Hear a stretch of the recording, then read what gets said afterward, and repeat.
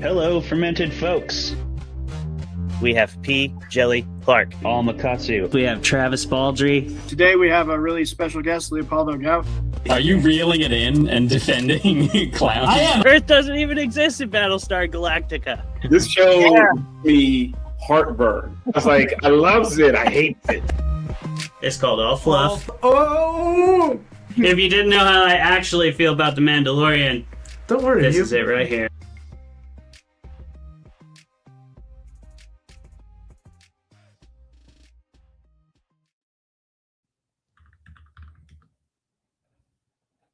Hello, Fermented Folks, and welcome to another episode of Fermented Fiction, the show where we debate the best pieces of art in the genre fiction realm, whether they be movies, whether they be films, whether they be books, with our tremendously amazing guests. And that guest tonight is Peter D.M. Castro. Peter, thank you so much for being on the show, my friend. Dude, thank you for having me. This is awesome. I love this idea. Like you said, it's all of the, it's just talking about cool things with fun people. So let's do it.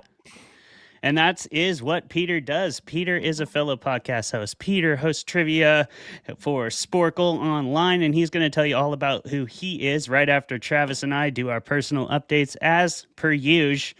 Trav, what's your personal update today, buddy? I just had a really cool trip I got back from. First, I got to visit Philadelphia again. Go Birds. A couple years. Go Birds.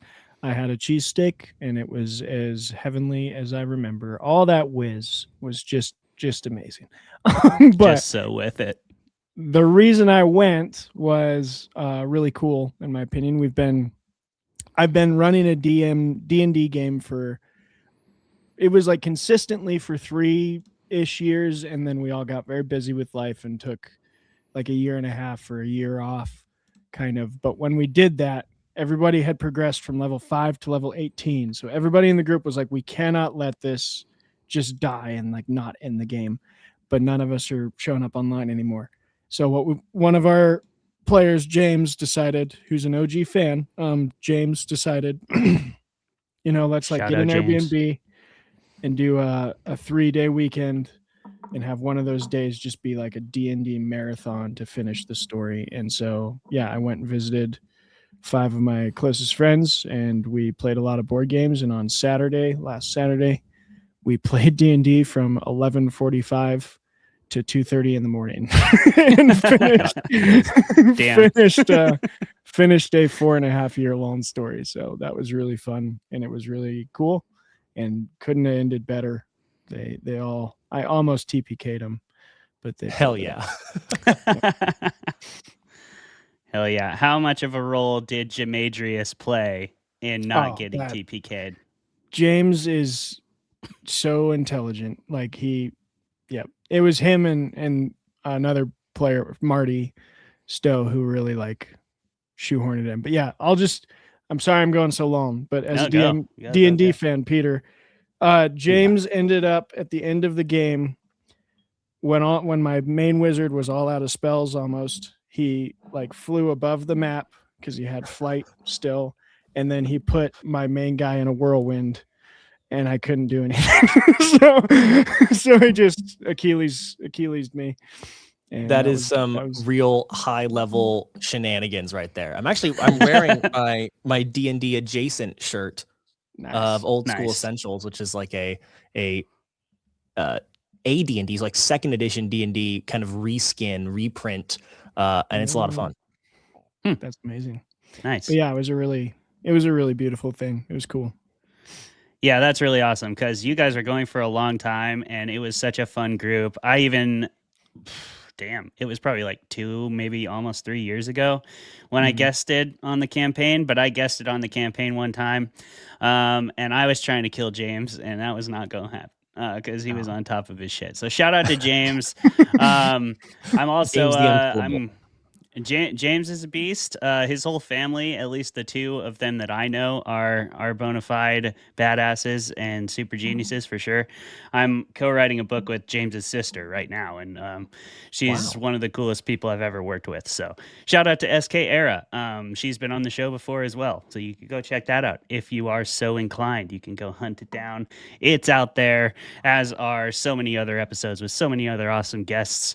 And Peter, I'm just jacked that you're here to be our guest today, buddy. Peter's been my friend since I entered the film industry in Washington. He was on the first film I worked on, and I give him almost like a tangential credit to becoming a rock climber at all, because working on his film is where I met my friends Jake and Kyle of Badwater Bouldering, and they got me into climbing. So it's all meant to be. And Peter's here today. It's all meant to be. My personal update, speaking of things that are meant to be, I just did my first couples retreat, which is pretty sweet. Went up to Vancouver Island with my wife, and we worked. It's called Nourish the Retreat. So it's just it's run by this couples therapist. You do some meditations and some exercises and things like that. And it was just it was a really, really fun weekend, a really great getaway, hanging out with Deanna, but also just working on a bunch of skills to manage conflict better and do all kinds of things like that. I love working on that kind of stuff. I'm kind of a therapy geek. I like to read the therapy books. I like psychology in general. So it was a lot of fun to go and learn some more of those practical skills. And if you are like me and you like to just work on your relationship for fun, because you're one of those kind of weirdos, I definitely recommend Nourish with Peggy Farah. She's a really, really good facilitator, and it was a fun time. So that is my personal update. First retreat in the books. It was a really good time, and I think it's a misconception that you only go on these things if you're about to break up or get divorced or something. It's always a good idea to get better at being in a relationship. Arguably, it's a better idea to do that when you don't hate each other. So something I would definitely recommend. So yeah, it was a good time. That's what I did all weekend. And I'm excited to be back to work, because I love my job, because I get to do this among other awesome things. Peter, you're awesome. Can you tell the Fermented universe, the Fermented folks out there, who you are, what you do, where they can find you, and if you want to tell us something cool that's going on in your life right now? Yeah. I mean, well, first of all, thank you for having me on the show. This is so fun. My name is Peter. I also go by Spoon on other social platforms. But I am a Seattle-based producer. Been working primarily for Sporkle, which is a trivia website and brand here in Seattle, but you can find them all over the internet. And if you do, I'm probably in charge of what you're looking at. If it's not one of the quizzes, if you're watching a video or listening to a podcast or a meme, it's probably me that had some sort of imprint on it. And it's been a lot of fun. I like to joke that I'm like a YouTuber with a salary. But I don't just do the work for the money. I also do some other stuff for fun, like a podcast called System Switch, which is all about TTRPGs, and where we take the main core cast and we fling them throughout different systems, which kind of act as different universes. And it's super fun. I put a lot of work into that one. It's probably the thing that I'm the most proud of in my creative endeavors. It's a show that is all about trying to take that RPG experience and turn it into something that you can just close your eyes and envision everything. I put a lot of work into the sound effects, into the music, into the voices and the cast and the story. It's a lot of fun. Yeah. I'm also on another podcast called No Latency, which is a cyberpunk actual play podcast. And that is blowing up, actually. We're like one of the biggest cyberpunk podcasts in the US. And people come and watch us live when we go to San Diego Comic-Con. It's crazy. I feel like a star. I feel like I'm semi-famous when talking to people about the cyberpunk stuff. So that's pretty cool. And overall, I'm just a lover of art and pop culture and media and TV shows and movies and video games. And that's why I'm here talking to you, Clay. Hell yeah, dude. Well, congrats. I'm glad to hear that that's blowing up. I do love System Switch. If you are an RPG playthrough kind of fan, it's really, really fun. They do experiment with a bunch of different RPG play styles. And then Peter has really good actors on there too. And like he said, he puts a lot of work into the soundscape. It's a really well put together production. Definitely go check it out. If you're into that kind of stuff, it's a lot of fun. But before you do that, we hope you'll stay around to check out the rest of this episode because we're going to get into it right now. Now, before we do that, I should remind you, if this is the first time you've ever listened to Fermented Fiction, we're going to spoil everything. We do that. So if you don't want this, the end of season 2 spoiled for you because you might have already heard that there's a lot of feelings about it out there. And if you want to, feel those feelings for yourself, go away. And you can always come back later because this will be on YouTube. It'll be on our Patreon. It'll be on all of our stuff for free. So you can come back and check it out after you watch the show. If, however, you don't care, feel free to stick around. We're about to do this debate right now. We're going to roll 2 D20s. The high roll will defend, the low roll will attack, regardless of what we actually think. I'll be representing Fermented Fiction. Peter will be representing the rest of the genre fiction realm. So, good luck out there, Peter. And best. yeah, if you don't know, I'll give you a quick rundown on what The Last of Us is kind of about. A quick summary. Basically, it is a post-apocalyptic sort of zombie world. The zombies, however, are created by a planetary fungus that kind of like acts as a massive hive mind and has taken over the entire planet. We're in season 2 now. So our main characters, Joel and Ellie, who made it through season 1, they kind of navigated the city where they were from, and they ended up in a sort of frontier town of Casper, Wyoming. I think it's Casper. It's a Wyoming town. They ended up in a small town in Wyoming, and they've settled in there, and they're kind of starting to make a life together. But obviously, it is a real town. Sorry, it's Jackson. Jackson. That was it. It's Jackson Hole. Yep. Jackson Hole. I mean, I should know that as a climber.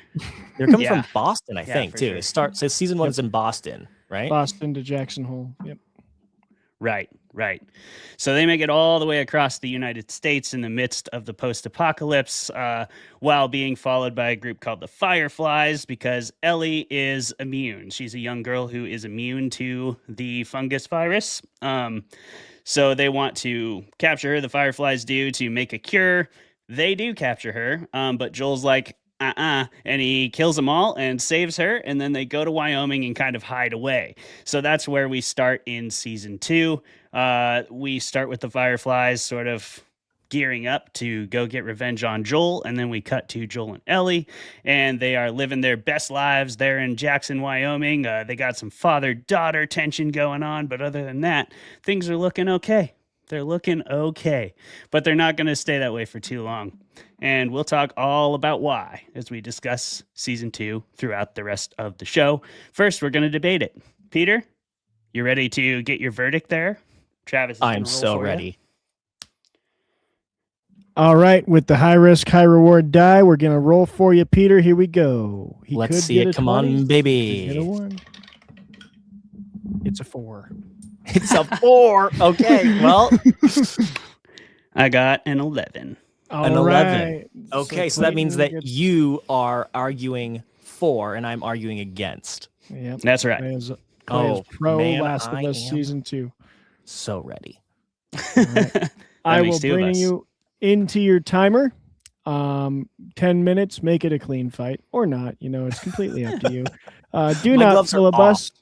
Yeah, Yep, I gloves gotta do are that. off. Do not filibust. 10 minutes is for both of you, so don't hog the mic. If you are ready, we are going in 3, 2, 1, begin. Ding, ding, ding. All right. So I have the pleasure of debating for this wonderful show. And The Last of Us, ever since it first came on the air, a lot of people were excited. And for good reason, because this is, and continues to be one of the best adaptations from video game to screen that I have ever seen, if not one of the only good ones. I mean, it's pretty hard to do. I think it presents a unique challenge because when you play a video game, you're also inserting yourself into the narrative in a way that you don't do when you just watch your average movie or your average show. But something that The Last of Us has that a lot of other video games don't is really elaborate cutscenes and a really well pieced together and developed narrative that runs throughout the games on its own, on their own right, in their own merit. So I think that holds up really well when it's translated to screen. And personally, I like season 2 better than season 1. I came into it. Yeah, that's right, Peter. You heard that. But I really do. I felt that season 1 was a bit meandering. It had good episodes for sure, but it was a little bit trying to figure out what it was, trying to get its feet underneath it. In season 2, I feel like they finally accomplished that. They fleshed out the characters in the village. We had some really strong new characters on the screen. We weren't just relying on Pedro Pascal to be awesome and to be Pedro Pascal the whole time, because we actually kill him a couple episodes in. And anybody who watches this show knows that I'm a huge fan of real stakes and actual character tension. And so I have a big problem when characters just have plot armor throughout the entire show. Killing Pedro early on is a big decision. It's a big swing, even if it did happen in the video game, which it did, also early on. But even if that happened, like, there's a lot of shows that would have took the easy way out, that would have chickened out of making that big decision, killing their big star, and taking him completely out of the show and putting it on the shoulders of some younger actors. Like Bella Ramsey's awesome, but she is younger. She is a little less established than Pedro for sure. And it was a swing to go ahead and commit to that, as the video game did, and I respect them for it. And yeah, I mean, they make even bigger swings as the show goes on, but I'm sure we'll get to that, because you're probably gonna lodge some kind of fake ass complaint about it, aren't you, Peter? Oh yeah, totally fake. Now, don't get me wrong, okay? This, The Last of Us Part 2, the video game, and then Season 2 of the show were both kind of intertwined with this whole kind of misogyny thing that happened, because there was a lot of gamers that just hated on the second game, and therefore hated the second season of the show.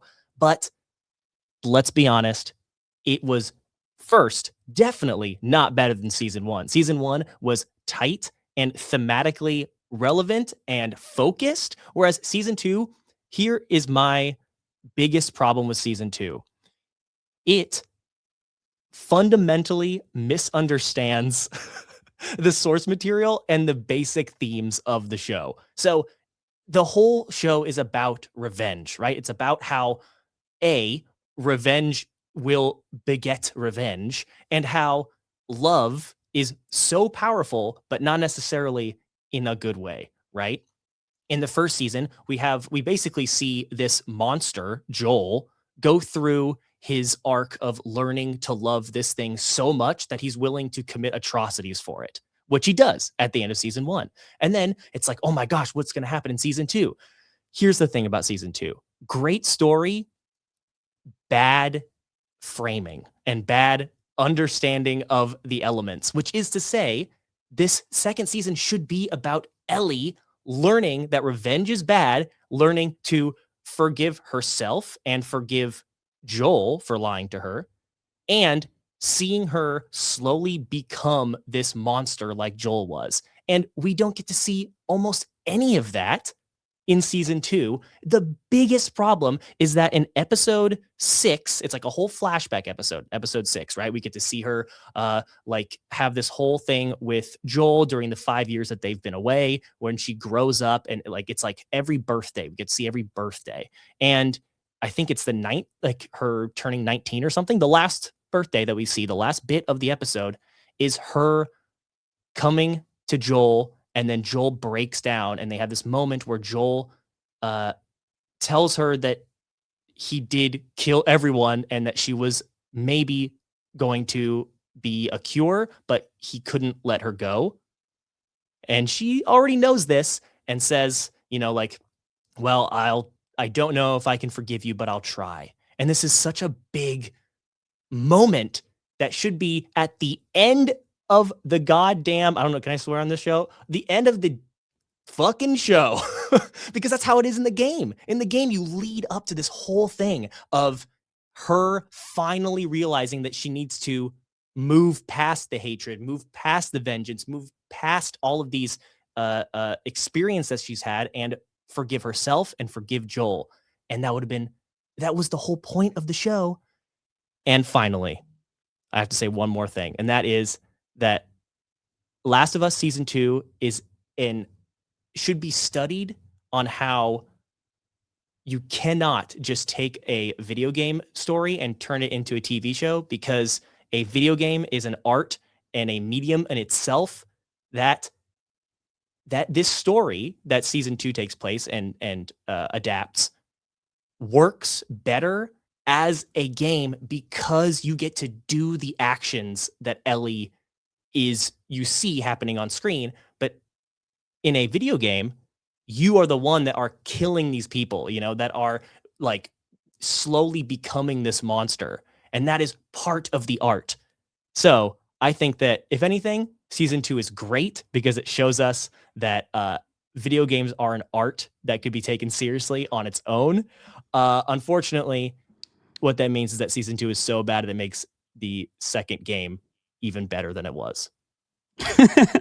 Okay.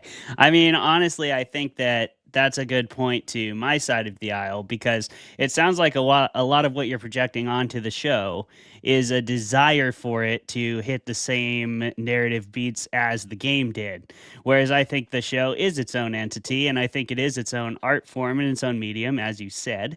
And I think, therefore, you have to take into account that you have different storytellers that are also bringing their own flavor of the message to this medium, to this telling of the story. It's just like Del Toro's Frankenstein is a lot different than the original Frankenstein. This is different than the game's narrative. And I do think it is more about continuing the story, maybe. I think it's a lot more about violence begets violence than it is a forgiveness arc. And I don't think that makes it inherently worse. I just think that makes it inherently different. And maybe part of the reason they leaned in that direction is because of what you're saying. You don't have the intimacy of your finger on the figurative trigger, right? You're not the one shooting anyone in the face. But we still do have that arc. We still do have all those points that you're speaking to, but I do think the narrative arc underlying and threading through the season of the show is different. And I do think it is more that story of humanity from a bird's eye view, more than it's a story of just Ellie. And it became that throughout the course of the season. I think it was earlier, like Season 1 specifically, was a lot more about this is Joel and Ellie's story and that's it. But I think this show becomes way more of a story of humanity under these extremely trying and insurmountable circumstances, and kind of looking at it as a whole through more character lenses. Now, here's the thing that we both didn't talk about, and that is Abby and the fact that this is really Season 2 Part 1, right? We didn't even touch on that. Yeah. And I don't think I even had to, because there are so many other problems with Season 2 that I don't even have to mention that it's incomplete. Almost by design, it's incomplete. But my God, how can you bring in Abby, which is the character that is supposed to mirror Ellie and be this like other point of view that, like, why would you, why? It totally muddles the theme if you introduce her and her posse at the beginning and humanize them from the start. The whole point is that you see these people and they're like, oh my God, they're killing Joel. And then you're like, yeah, go get them, Ellie. Like, these pieces of shit, they deserve to die, right? And then in the game, she goes through her revenge arc, and then you're like, oh my God, wait. Now you get to see it from Abby's point of view. And now it's like, wait a minute, these are actual people that have desires and are loved by their people. And now they're not just nameless fighting people. They are humans. And oh my God, it's just like, did they not understand that by like the reason that these elements were put in this order? I think they did a lot of that in Season 1. Gotta cut you out. Oh man, we were just getting into it. Sorry. We will have plenty of time to get so much time. Before we do that, we do have a couple other segments. And Clay, great job, Peter. Great job. Us into those? Love it. Great job. Thanks. Yeah, let's do it. So our next segment, because we originally invented this segment as a way to both justify our show's name and to break the debate from the panel discussion segment, and it has since become sort of the heart and soul of the show in many ways. It's become something that ties the whole show together. It helps people loosen up, and it's our drink of the week segment. Yeah. I'll go ahead and start this time because I didn't bring anything that's like technically thematic, but I think it's actually pretty thematic if you think about it. So what I have here is this Heritage Distillers Reserve. Now, you've seen this on the show once before. That was the only other time I could get myself motivated to drink it. It's not good. It's not good at all. I got this at Grocery Outlet. And if you don't know, Grocery Outlet is where you go to get the groceries that have been discarded by other grocery stores for a lot cheaper. And it's really good. You get great stuff there. Sometimes you get really nice food that would otherwise be out of your price range. Love Grocery Outlet. But maybe it's not the best place to buy your whiskey. And this Distiller's Reserve here is an example of why. It tastes like dirt and whiskey. Just mixed together, but not like in a good way, not like a peaty way, just like somebody dropped a dirt clot in the barrel and didn't take it out, and it just became a part of the product. But I think it works for something, for a post-apocalyptic show discussion, because, you know, if you were in the post-apocalypse, you'd be drinking whatever you had. You'd be drinking dirty whiskey, you'd be drinking bathtub gin, you'd be drinking whatever you could get your hands on. And, you know, if it was Distiller's Reserve and it had been a while since I had a nice glass of whiskey, that's what I'd be drinking. So I also have this Arrowhead Snowberry that I'm mixing it with. Big seltzer water fan. And this helps tremendously. It actually mixes really well with like an Irish whiskey if you like a scotch and soda kind of vibe. This is a raspberry vanilla. So I love that mixture. Big fan of vanilla. Throw it in your whiskey. It makes it taste less like dirt. It also has the name Arrowhead, which is pretty fitting for The Last of Us. So That's true. With the Seraphites. Absolutely. Yeah. The scars, baby. And we will talk all about the scars and how little they're explained in season 2 and how much plot armor everybody has and all that great stuff. But first, we're going to get to Travis. What you got there, buddy? I see you have a nice cup that you're excited to tell us about. I am. I'm very excited about this cup. My wife got me this mug. It says, "Damn girl, are you a first and goal? Because I'm going to try and push that tush." And that is a reference to the tush push that the Eagles run all the time in football. And inside this mug, it is Ash Wednesday. Lent has officially started, which means for the next 40 days, I will not be consuming any alcohol. So this is tea. We But salute what kind you. of tea? Irish breakfast decaffeinated. Lovely. There you go. Black tea is, in fact, fermented. So, you know, you're still doing your duty. You're doing your duty to both your faith Doing my and duty. the show. There we go. Hell of a job. Hell of a job. Just like Jalen Hurts' offensive line do their duty every time they line up for that tush push and power into the end zone. They sure do. They sure do that quite a lot. So much that the league wants to ban it. We'll see if they do. The league owners meeting is coming up soon. Peter, Wow. what you drinking, buddy? Well, you know, I'm not, I guess I'm not alone. I'm also not drinking alcohol. And I've brought a Hiyo. I don't know how you say this. Hiyo. It's a peach mango. And they call it a social tonic because it's supposed to be like basically a mocktail, right? But I think what's nice is that, Nice. let me crack that open, is that it has a bunch of, get this, tea, yes, but also Hell yeah. mushrooms. Hey. Nice. There we So yeah, go. there's like, gosh, where was it here? A bunch lion's mane. You've got green tea, ginger, ashwagandha, all kinds of cool stuff. And All the it's good stuff. delightful. It's not too sweet, not too kind of direct and sharp. And it's just nice and a good time. Hell yeah. Nice. You got the sip sounds. You got the cracking of the can. We can work That's through right. all this action. Well done, Peter. That's a soundscape man, a man with experience behind the board. There for you, for the fermented folks out there. Thank you, Peter, for bringing that expertise to the show. And what else we're going to bring to the show, as we always do, is some fun facts, because every story is created, and every story's creation has a story of its own. Travis, do you want to tell us a little bit about the story of the making of The Last of Us Season 2? And Peter, if you have any facts to chip in, feel free to add them. All right, I let's see it. do. And at the end, my last fact is going to be also a bit of a quiz, a question, opinion ask. So we'll see what that was. So first fact, I love, this is my favorite fact, which is why I led with it, because I'm a history nerd. Clayton is as well, but we kind of study different regions, I feel like. The resistance group, Fedra, calls themselves the Fireflies. During the revolt against King Charles III, also known as Charles the Fat, in 9th century France, one of the main resistance groups called themselves Fireflies. They painted a picture of a firefly to mark important areas like safe houses, choosing it as a symbol because it was something not typically associated with war or military groups. Likely the same reason the militia group in The Last of Us chose it. So a little bit of history that they pulled from for both the game and the movie, which I found really cool. Yeah, you choose the wolves or some shit. People are going to be like, what's going on with these wolves? This wolf head is a little suspicious, but a firefly, it's like, That's very aggressive. That's pretty.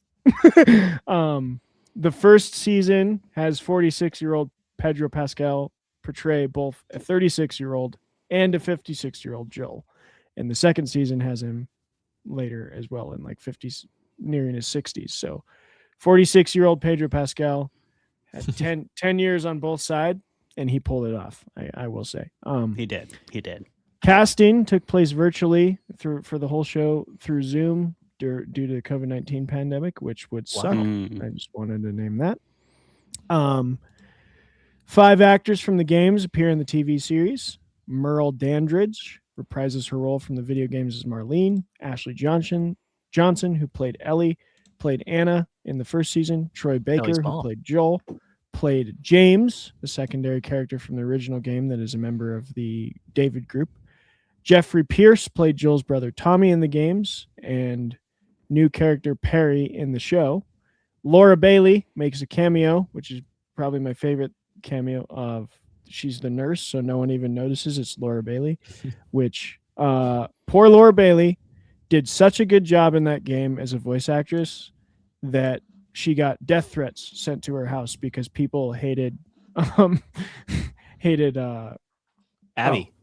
Abby so much because Abby killed Joel.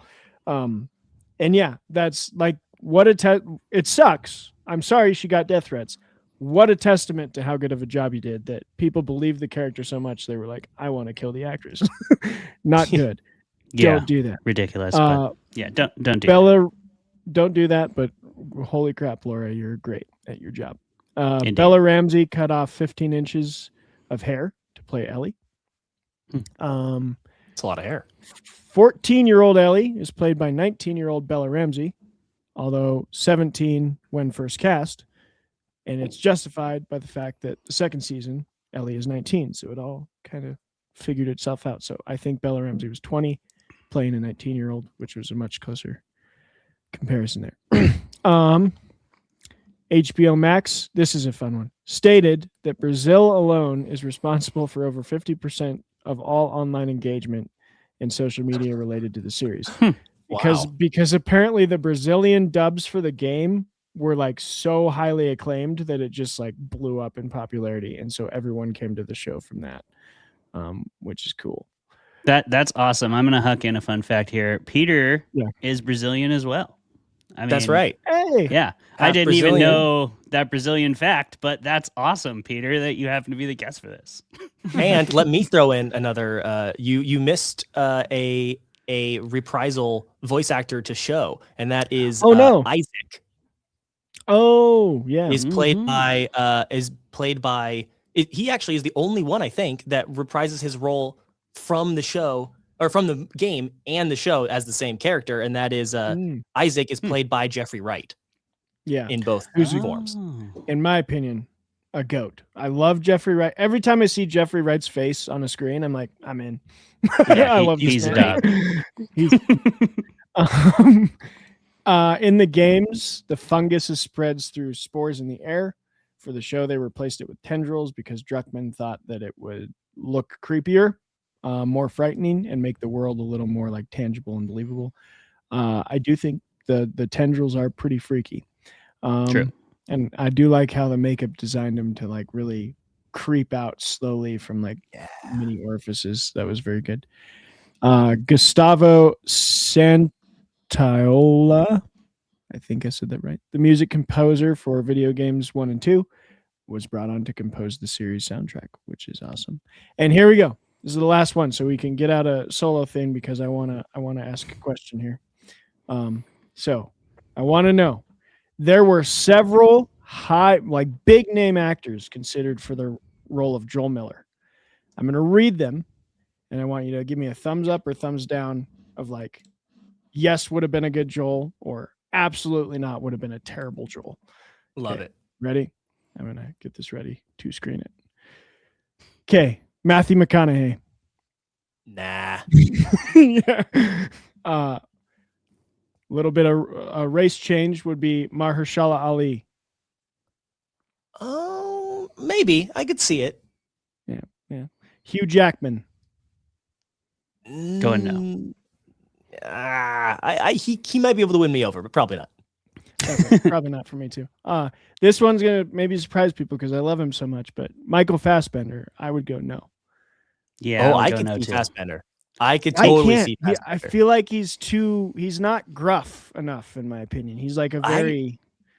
I might don't even know. say he's more gruff than Pedro Pascal. Like I think he You can think he's really more bring gruff? that kind of like monster energy, Yeah, but not monster energy in the drink kind of way. Yeah, Right. fair. Yeah. Pedro Uh, Pascal is definitely a pretty boy compared Yeah, to yeah. Daniel Craig, I would say. Not Daniel Craig. No, Michael sorry. Fassbender. Not Daniel. You know what? But Bring Daniel Daniel Craig in. Same though. Bring him Same. in. Down. Thumbs down for him okay. too. Thumbs down. Next one, John Berthnell. Remind me of who that is. That's Punisher. yeah. Oh, I could see that. Yeah, I would've could worked also for me. see that. I think that he needs to have that like soft spot though. And Yeah. that's the part where I think Fassbender would be really great to have that like tough exterior that kind of like has that squishy inside. Mhm. You know, and you're But right, yeah. Peter. Who am I kidding? Fassbender can play anyone. I should. You love Fassbender. What are you Yes. talking about? Don't doubt Fassbender. What Don't am I doubt doing? him. to myself? Come on now. Gerard Butler. Give it You to know me what? all day long. I actually. I've got to be honest. His booking agent has been terrible these last decade or whatever. But like, Yeah. you know what? He's owed one. Yeah, he is. He Throw is. him a He is bone. owed one. Let's give him some emotional depth and see what he does with it. You know. Yes. Yeah. Josh Brolin, Yes. Josh That'd Brolin be great. rocks. 100%. He could do anything as well. John Hamm. Go no. Hard no on that one. Yeah. The Mad Men vibe doesn't fit this show. David Harbour. Who, Remind me who that is. Ooh, I gotta Just look. bad at names. He's the guy from Stranger Things. He's like the dad Oh, he's- character yeah. for Ellie Oh, or for Eleven. Yeah. Yeah. No. Yeah, Hard no. I like he him. might but be able to pull it off, but I don't see it. it would just. I feel like he's doing Stranger Things and is way too similar of a role. And Yeah. seeing how he did that role, and I mean, I know there's a different team and everything behind it, but I just feel like I don't know. You're gonna have a hard time talking me out of Pedro Pascal because he's fucking amazing. Mhm. He is. And so they have to be somebody who can bring more heat than that. And I really don't think there's a ton of actors who can, just in general. Pedro's he's one of our best out there right now. Oh in my yeah, he's good. All right, I got 5 more. Keanu 5 Reeves, more. Okay, quick ones. No. Hard no. Chris Hemsworth. Yeah. No. He's good. Yeah, He is Okay. good. No I one like it. yes. I don't this like the one look though. He doesn't look like Joel from the game at all. So No, this one I don't even get because he would have been like 80 at the 70 something at the Harrison Ford, too old. Get him out of there. get the fuck out of here. This one I love the guy, but I'd say no. Tom Hardy. Definitely no. Oh. I'd give him a chance. And What? this is Yeah, I'd He's give him a also chance. lacking the soft spot. I'd give him a this chance is my because I think favorite. that I think he's got it, man. I think he's got it. But Yeah. we'll keep going. This do like last one's my Hallmark. favorite. Like, I think if anyone could have replaced Pedro, I think this is like the perfect vibe. Joel Edgerton. From what, like, seeing him in Yep. Train Dreams, I think Yeah. Mhm. he 100%. He has the soft spot. He has the gruffness. That, yeah, he could have pulled off Joel really well, I think. Yeah, But- I think he could have done it. I agree with that. He was awesome in Train Dreams. That was a great movie. Oh yeah.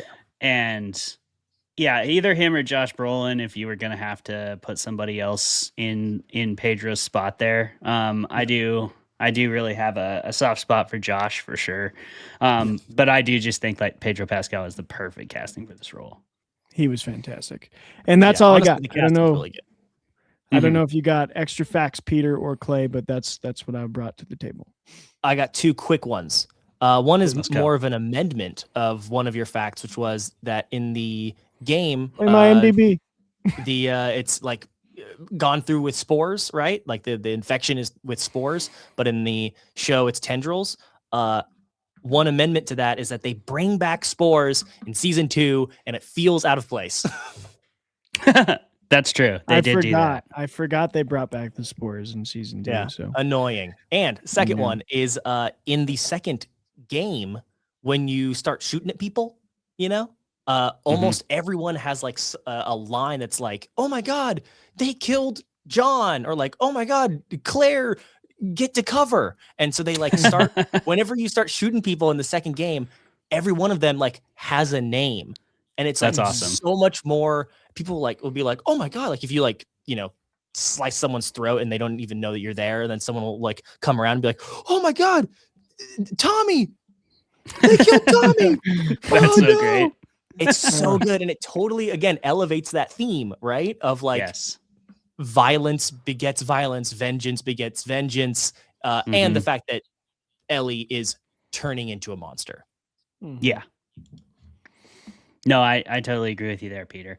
And yeah, it was interesting because they brought back the spores, but they did it as a way to continue to stack this idea that the virus is evolving and that it's getting deadlier, which we'll talk about, I'm sure. But I got lots of feelings about that. But yeah, anyway, that's our fun facts, our fermented facts. Did you have any more, Trav, or you're good with that? no, I think it's time to hear what our strong opinions are about Absolutely. the show.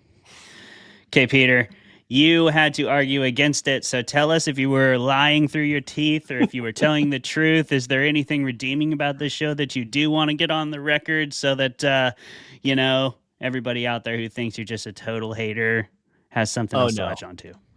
See, I think that first of all, this show is beautiful. The casting is amazing. Everyone totally brings their A game from, above to below the line. It's great. Like, honestly, it is one of the best looking shows out there. Some of the action sequences are better than a lot of movies these days. The second episode is the best episode of the season by far. And it's exciting. It's emotional. It's tense. It's surprising. It's great. The second episode absolutely kills and is the high point of the series. And although Abby is one of my favorite characters from the game, I think she's great. And I think that her addition was brilliant, even though a lot of haters out there will say otherwise.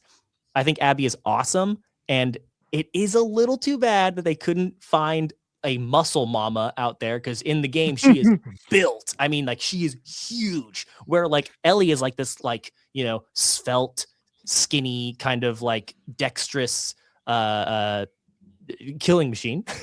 Yeah, Abby she's a is rogue, just, though. She's a rogue. Yeah, totally. Whereas like Abby is like the opposite, right? She's like hulking. Like she will literally just like kill someone by punching them in the head, and then boom, they're out, because she's that like buff and huge and cool. They couldn't quite get that with the casting in season 2, but the girl that plays her, which I have it up here, I want to give her props. It's Caitlin Dever. Caitlin Dever. She does bring the like ferocity and that energy, even though she doesn't have the physique. She still kills it, so she's still good. She goes thumbs up for me. So overall, I liked the show, but it was disappointing, and all of my complaints that I had were genuine complaints. Yeah.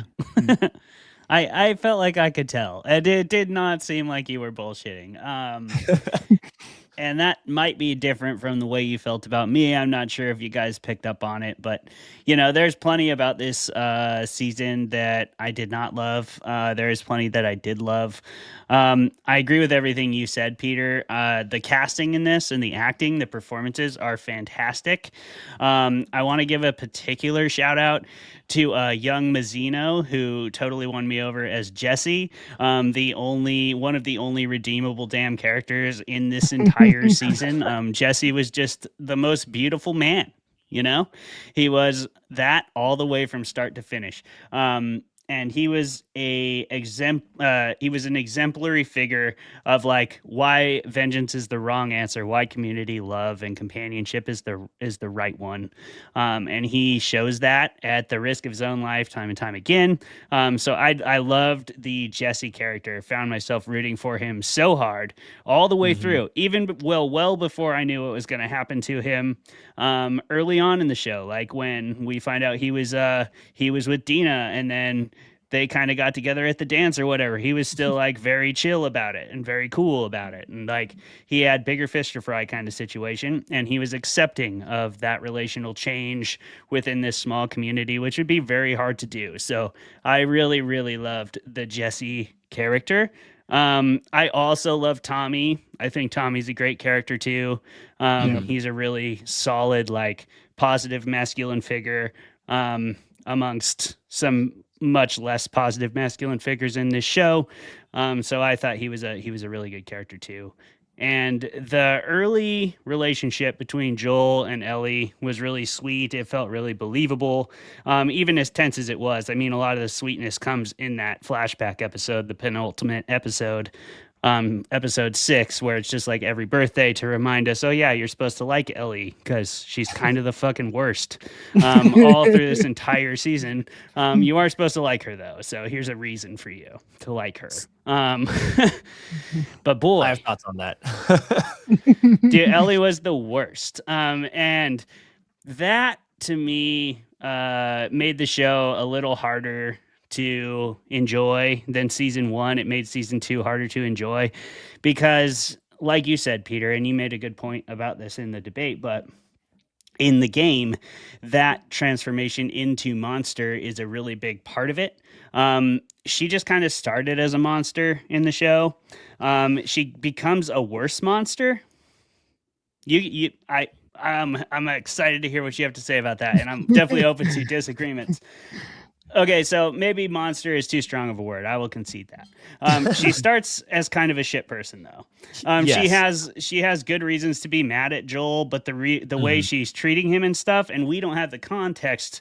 We know what he did to the Fireflies and stuff, but we don't necessarily have the context of recent events. They're hinted at and stuff, but like she's not really a person I find myself empathizing with at any point in the show. At any point. Maybe the one point was where she was like sort of marginalized, or definitely marginalized for like her romantic interests, whatever. I can relate to that. But that was about the only point where I felt much sympathy for her or relation to her. Throughout most of the show, I was just kind of like, God, would you just stop being a tool about everything? Like, I get that you're 19, but you're like just an asshole about everything. Like, nobody can say anything to you without you being a dick about it. And I just like, I don't get it. Like, why does it have to be this way? It muddies. I feel like it also muddies the whole point, right? Which is that the audience should like her. She should be likable so that when she does things that we know are bad and that she shouldn't do, we're like, oh no, don't do that. I like you, but also, don't kill innocent people, Like, And if you're right. like, she's a piece of shit and she's also killing innocent people, you're like, ay. Do you mind if I jump in here for a second? No, go for it, Peter. Go for it. So I think that they tried to like reconcile this by making her less aggressive, less violent, right? And like From when what I did they- remember, the sorry. real time that she like kills someone for the first time really is in episode 5. It's I wrote it 5 down here. because I've 5. yeah, I've Yeah. only watched 4 and she hasn't done shit yet. So In episode 5, she finally like catches up with one of the WLF people that were there in were a part of killing Joel, and she finds them and she just beats the shit out of her and like kills her, right? And then she like has this moment, she's like, oh my god, I'm like so violent, which is good, that is fine, but like 5 episodes in, she's just now like getting to the point where like she's doing monstrous things, like as we said, I think is a big part of the theme and message of this story is that she's becoming like Joel, right? And then in episode 7, she like kind of like weirdly accidentally or in self-defense kills 2 more of the WLF people, whereas in the game, you see her do more and more fucked up shit, right? So when you get to that point, you're like, you are yep, her. that's just doing Ellie. that.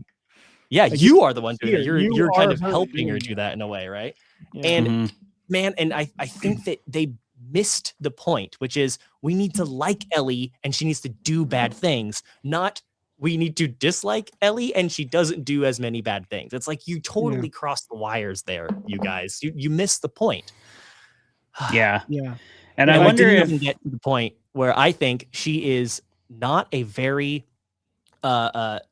she doesn't have a lot of agency as a character. Like one of the things that I noted is in episode 3, right? So episode 2, they have this whole big siege, right? Where the infected come in and they have to like take them out, which I actually loved because it shows that like these people were prepared, and it's one of my favorite things where it's like, oh, like post-apocalyptic, like they've prepared for this.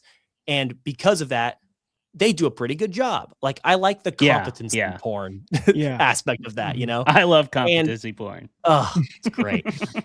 I'm so about realism porn, bro. Yes.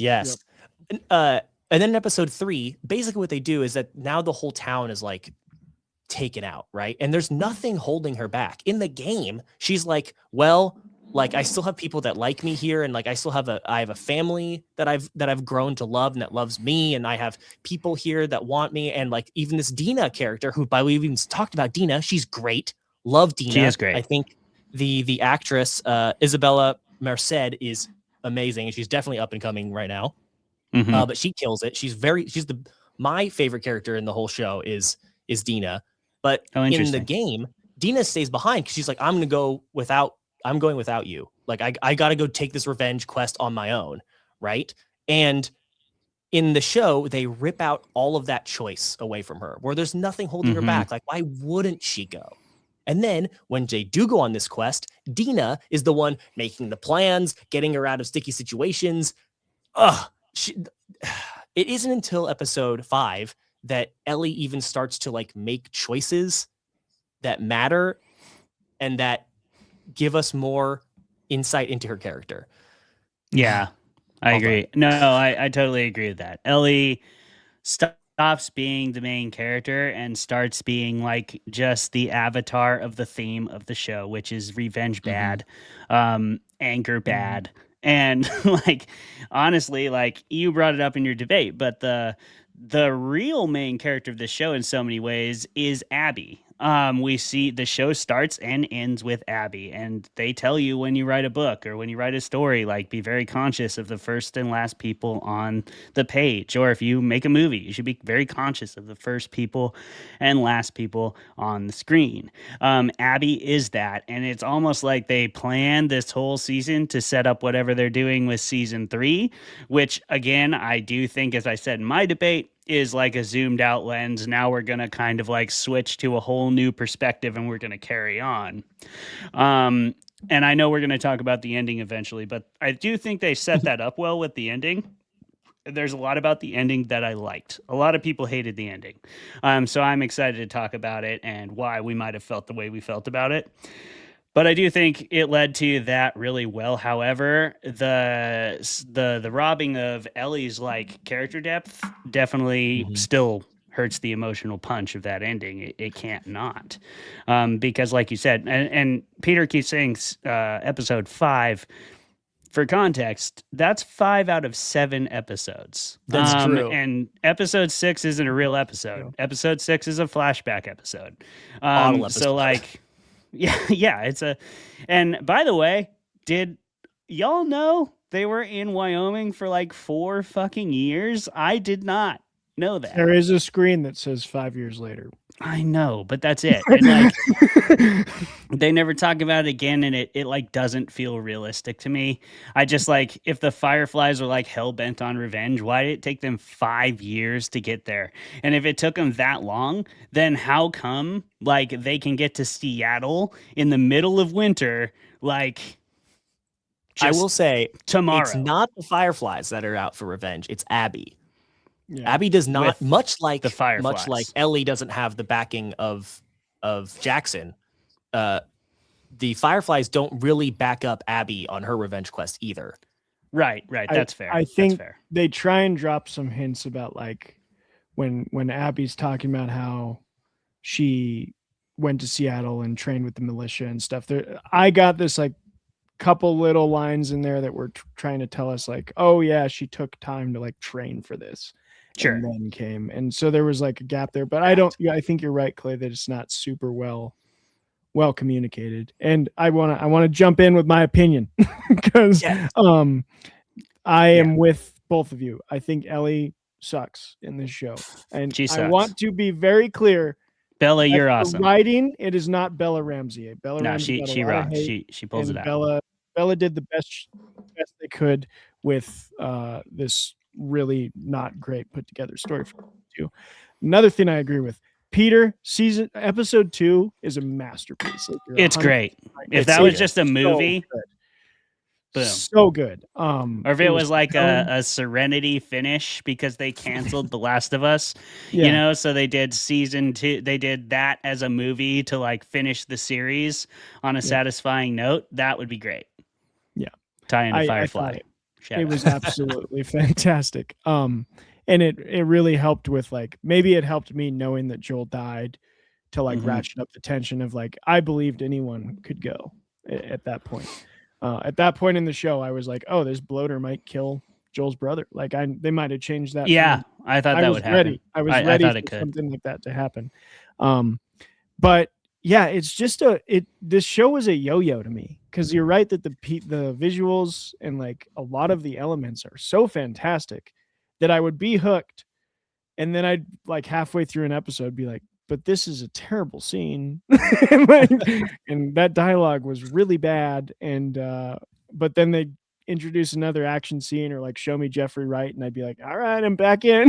Like, give me Jeffrey Wright and I'm in. So yeah, it was a weird yo-yo experience of like, I don't really love it, season 2, but I'm gonna finish because it's done enough to hook me, and the visuals are good enough that I'm like, there's really not much out there right now that has wowed me visually, TV wise, like this show. I haven't watched Night of the Seven Kingdoms. I want to read the book first, which is above me. That's the one I keep hearing about. That's kind of production level. Really, really well Definitely done. read the book. It's awesome. But I won't get to that one for a bit. So yeah, that's my kind of little take. Is I agree with both of you, and I do think we're going to talk about characters and arcs and endings in the question portion. But yeah, I don't know what the hell they were thinking with Ellie. That was the first episode was so bad. And maybe I'm being too harsh, but I was like, you're 19. Like 19 is 19 is rough. it was 19's rough. like the way Bella was acting, or not Bella was acting, the way Ellie was acting, I was like, what is this? Because yeah, I don't know. What do you guys, was episode 1 as bad for you as it was for me? Because I was like, if this is your hook, this is a bad hook. You know, episode 1 for me was a lot of like, well, they have my good graces from a fantastic season 1. So Right. we're going to let this ride and see. Like, I'm at like basically all of episode 1. I'm like, okay, what are they doing with all this? Like, Mhm. you know, I was like on edge, but I wasn't like, what are we doing here? Right. And then episode 2 comes around and I'm like, hell yeah, dude, this show Right. rocks. And then episode 3, I'm like, wow, nothing happened. And then episode 4, I'm like, wow, what are they doing? And then episode 5 happens. I'm like, we're almost done. Nothing's Yeah. happened. What's going on? I Which think is- Yuji- I'm so Okay. glad to hear you say that, Peter, because I feel like people watch a show like that with that much action and that many fights and that much stuff and mistake it for things happening. But when you really look at like the narrative pacing, it's like, yeah, nothing happens from episode 2 to episode 7. Like a little bit happens in 5. There's a little bump. And then, but like, if you're conscious of storytelling, which like anyone who tells stories themselves cannot not watch a story that way, like, it drove me crazy because it was like, then I saw it was a flashback episode and I just resigned myself to it. I almost skipped it. I almost skipped it, but because I know what a flashback episode is. I'm like, I don't need to watch this. Technically, I know what you're trying to do to me as a storyteller. You're trying to manipulate me so that I care more about episode 7. And like, look, I didn't skip it for one reason and one reason only, and that's because I wanted to see Pedro again. And they knew that, those sons of bitches, and it worked. And his performance was fantastic. And you got some character development, and you got one thing that made it kind of worthwhile, which was the actual conversation. Because in episode 1 or whatever, we just see her walk by and we don't know that conversation happened. So we're still under the impression that the last conversation they had was that very short, terse exchange at the dance.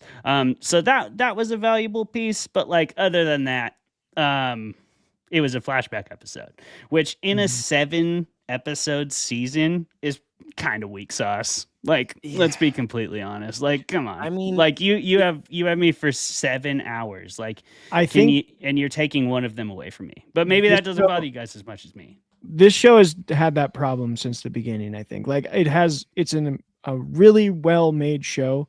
Yes. But I've come around more to your opinion on season 1, Clay, where like it cuts away far too often for how short it is.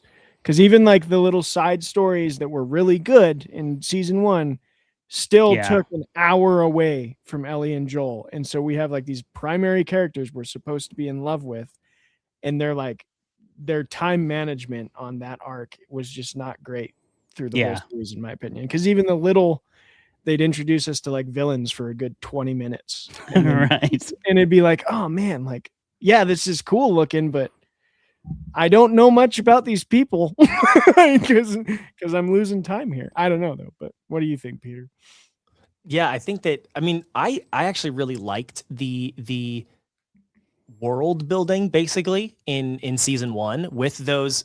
I mean, the bottle episode of season 1, which was I think episode 3 with we all know that's the best episode of the season. It's the best episode. And like, it's really good because they were able to just kind of like tell the story about these 2 humans and let that kind of elevate the world and the stakes for everybody, right? Because we know what can happen and like these relationships are real and these are people, not just props, right? Which again comes back into season 2. It's a reoccurring theme in the show. But in season 2, I think my biggest problem, in fact, it's another, much like I said, how season 2 should be studied because it takes a story that works really well in one medium and then just tries to basically copy it over, but does one thing differently, and that is change when you see certain events, right? Like, it is a great example of how showing your audience information at different points can change how the audience interprets the events. I think, for instance, showing Abby at the very beginning and having us empathize with Abby at the beginning was a mistake. I think that having that emotional catharsis of Ellie basically forgiving Joel at the end of season at the end of this season was a problem because we haven't fully realized these ideas and these themes and these lessons that everyone is going to learn, which will hopefully happen at the end of season 3. So where you tell story points is also important. Mm-hmm. Oh, it's so important. I mean, I just a little glimpse into my world, but I'm currently editing an anthology for Crypticon. I do it every year. The shirt actually. I didn't wear that for this shout out. I didn't plan on giving this shout out. But I have been reading short stories all day long. I read like 20 short stories today.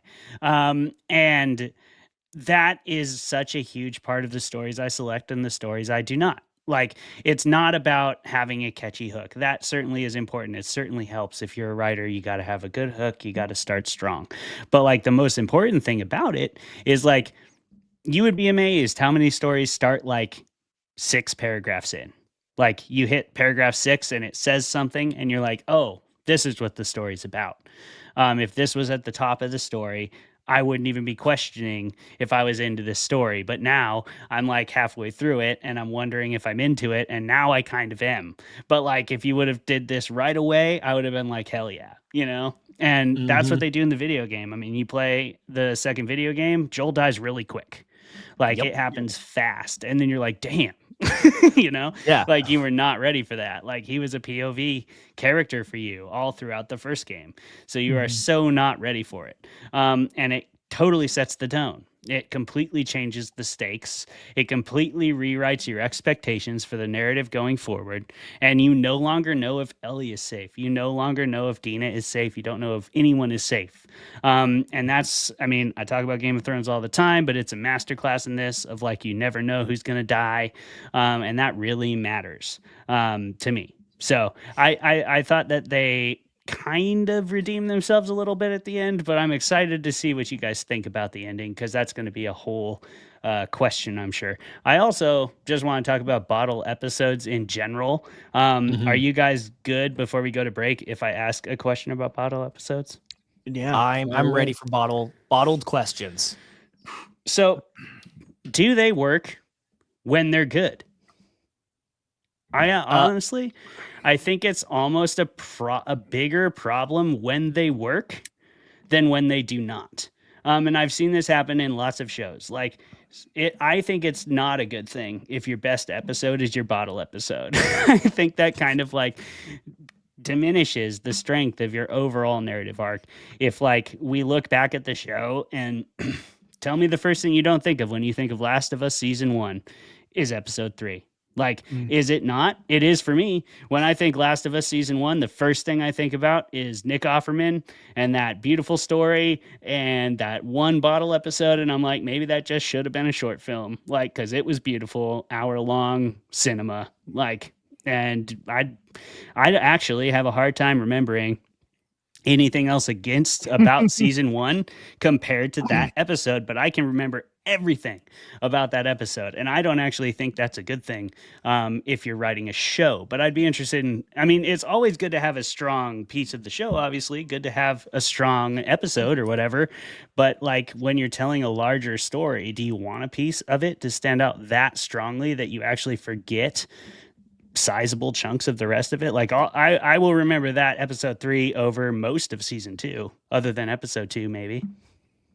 I think that you kind of bring up a good point, which is... Thank you for saying I kind of bring it up. I appreciate you do. Just kind of. I do think that it doesn't bode well if the best part of your show is the bottle episode. That, for sure, I feel like that you can't debate that. That is just a fact, right? If the best part of your show is the part of the show that, by definition, is the least like the rest of your show, that's not great. But that wasn't really the question you asked at the beginning, which was, do bottle episodes work, or are they a good idea? And I think we need to kind of split that up into two things. The first one being, they work if they're good? If they're good, was my question. Well, because I think that if you it depends on how you kind of define bottle episode, right? Because bottle episode in the kind of traditional sense was this kind of episode that doesn't really matter in the grander sense of the show, and is usually a was usually done in like sitcoms, right? Something where you could just kind of like have it be this like kind of contained little thing that can be thrown in the season whenever they need to, usually as like a, hey, let's get the bottle episode done and shot and edited and ready to go, so that if there's a week where we need a little extra time, we can just throw that bottle episode in there, right? In how they are used now and how it's used in The Last of Us season 1 is not quite that, right? It is a bottle episode in the sense that it is a contained story that kind of lies outside of the rest of the show, but it is not like a afterthought. And kind of like how I mentioned earlier, it matters where that episode is in the show, right? Because if you were to watch that episode as episode 2, it wouldn't work. If you would have watched that episode as episode 6, it wouldn't work. It only works because it was episode 3. Now, yes, you could go out of your way to just watch that and not watch the rest of the show, and you'd be like, wow, that's pretty good. But I think that speaks more to the fact that it was a well done, basically hour-long short film, like you mentioned. And I don't think that is indicative of the show itself being bad, or of the medium, I suppose, of bottle episodes being bad. I think the fact that it stands on its own probably lends to the fact that you remember it better. Yeah, I think that's a good point. Travis, what do you think? I maybe am more on your side, Clay, of like, because I was just briefly scrolling through a list of trying to remember other bottle episodes. And the one that popped in my mind most famously is The Fly in Breaking Bad.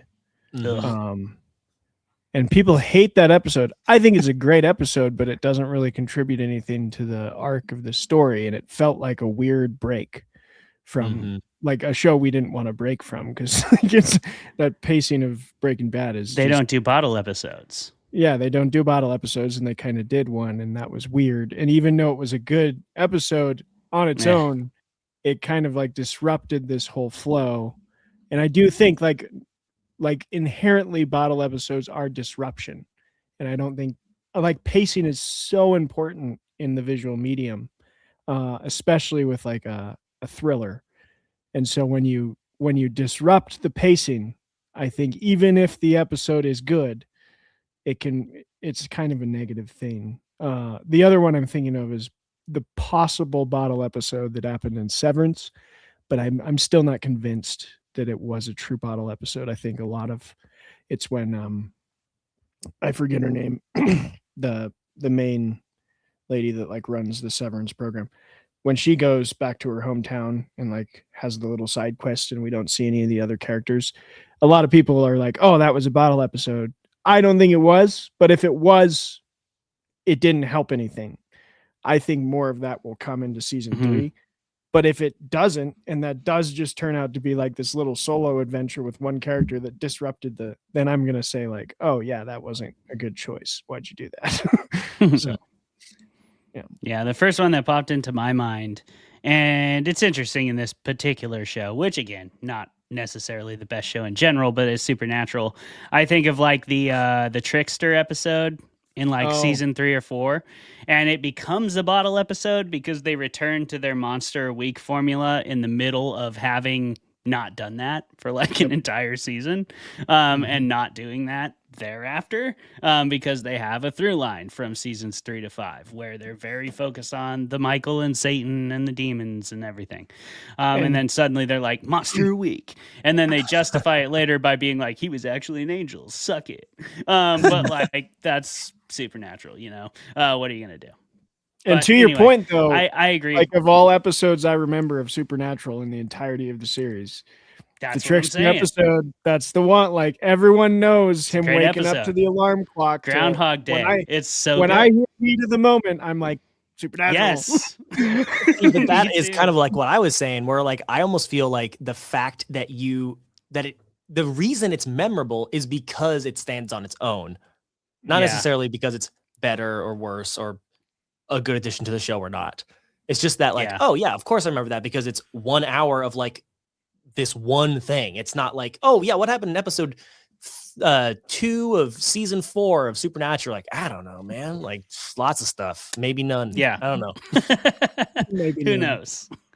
Well, I think you both make really good points about that. Travis, I agree that the pacing, maybe that is a big part of my problem with it. Maybe a big part of my problem with it is the tangential tying to the larger narrative that is like really transparent to me. And maybe that's just where I need to chill the fuck out and enjoy a story instead of being like a douche. That's definitely part of it. I know we're past the break, but like this is such a good topic.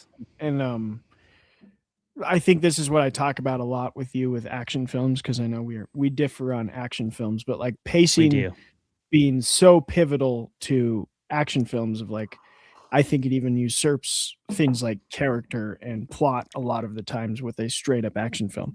And it's the same thing where it's like the thing I can point to with Transformers versus, John Wick is the dialogue sequences do not come at the right timeline. Like, so in Transformers. John Wick is hitting those points exactly when you're elevated and you need a break. It'll hit a dialogue scene and then you'll like be bored and then it'll come back up.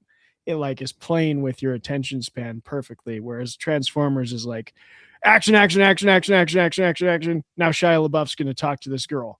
And you're like, what is happening? So I think it's the same thing happening a lot with bottle episodes is like that pacing. We subconsciously feel this like train rolling.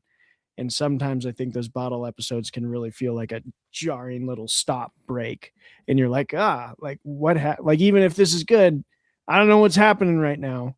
So yeah, I think I just use that as an excuse to talk about action films like I usually do.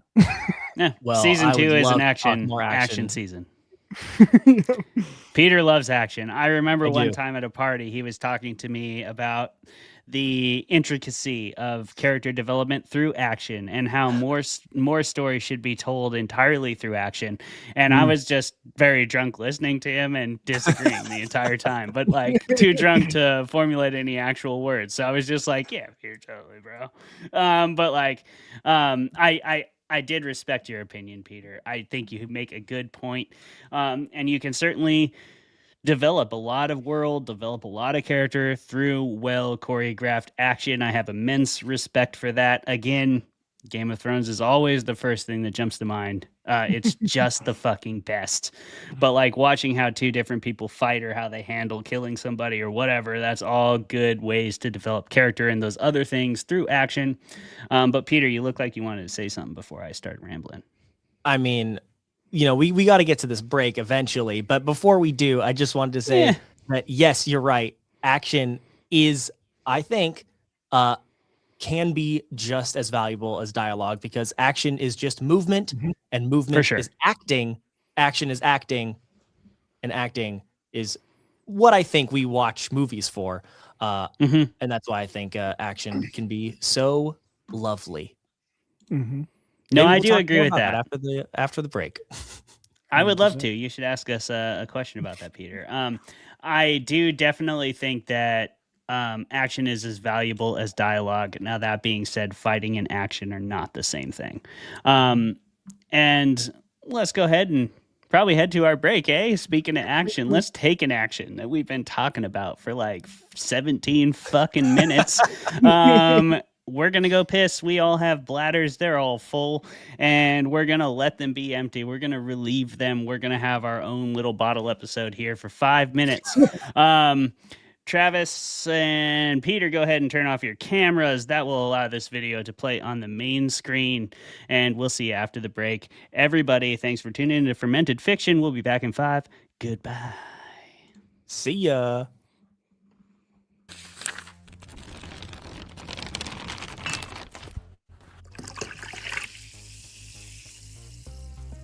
Hello, Fermented Folks. Welcome to another episode of Fermented Fiction, the first of our new season, and I believe it's season 4. The show where we drink beer and argue with each other and bring on really awesome creative guests.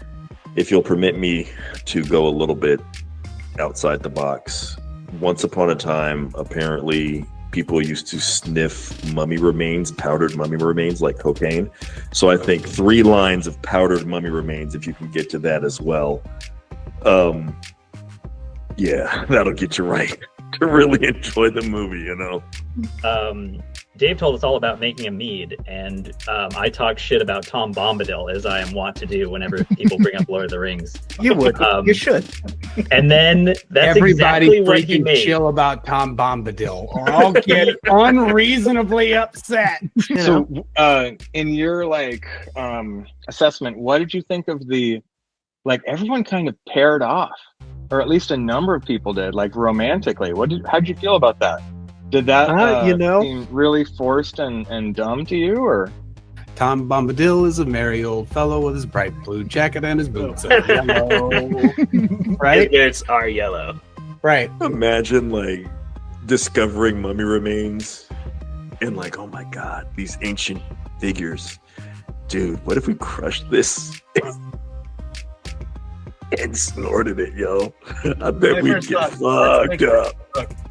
Let's talk for a moment about the fucking all-star cast in this movie. We have Ewan McGregor slaughtering it the entire time, main character energy, top to bottom. You can't argue with it. Women want him, men want him, everybody wants Ewan McGregor. Okay? If you don't agree with that, you're lying to yourself. Apparently she had a backstory, but they cut it because she's very hard-nosed at the beginning. And then I will say another pro of this movie is their chemistry is hot. And I feel like if they didn't have that chemistry, I would have been ugh. Because she says at one point, she's oh, it's the apocalypse. What are we going to do? Fuck. And he's and then later when they are kissing, if they didn't have chemistry and if it was two lesser actors, I think it would have been an eye roll, felt cheesy, but you feel their bond. The Langoliers themselves were originally going to be portrayed by puppets. And I think maybe they should have. Maybe they should have. Dude, that's amazing. There's no maybe about that. And I wish that I could say that there was something greater happening here than the war diary of a broken man living as sort of this White Tower academic with all of his friends sitting inside the Eagle and Child drinking beer and pretending Magic Lion Jesus isn't really silly. Because, it is. If we can just all be very honest with each other. The Lord's work out there. Good job. I like to think that I am. Most people aren't big enough, but I am. I'm willing to step up. You know? Yeah. Dedicate that time. Settle You're willing to dedicate that time. The time, the money, all of it. That was so painful. It's one of those painful things. Oh, that was so life. good. That was so good. We've never been so savagely attacked by any author on their show. It's incredible.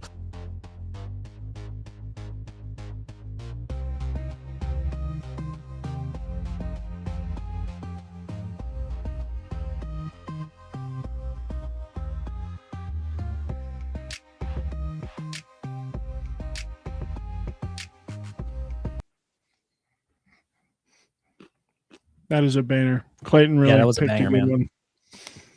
That thing's a banger. I'm pretty proud of that. I'm not gonna lie. Mm-hmm. All right. Hello, everybody. Welcome back to the show. Travis usually hosts our panel discussion, and by usually, I mean every time he's here. And I say usually because he's missed one episode, so technically it's usually, not That's always. true. Travis, we're going to kick it over to you. Ask us some fucking questions. We're so stoked to have everybody here. We've got a lot to talk about. We will hopefully circle back to the action thing because that's one of my favorite subjects. I love action films. But they're, I think, one of the easiest to screw up. But I want to start with kind of the thing that dominated our assessments of season 2, which is how do you make obnoxious characters lovable and complete those arcs? Because Ellie's didn't do it, in my opinion. But I think there's a lot out there who do. I will reference a series that I constantly reference. Wheel of Time, Matt Cawthon, in the books. The books. Not the show.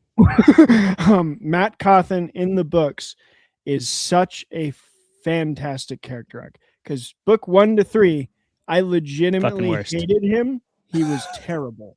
And then by the time you get to the end of the series, he's most people's favorite character. Because the way he develops, the way he figures out who he is so good. But yeah, I have two parts to this question. First, why did the Ellie thing not work? I think you've already talked a lot about that, Peter, but if you have any extra thoughts. And second, outside of The Last of Us, what are some of your favorite character arcs? Oh my goodness. Well, I guess to start with the Ellie thing, I think the biggest problem with the Ellie thing was that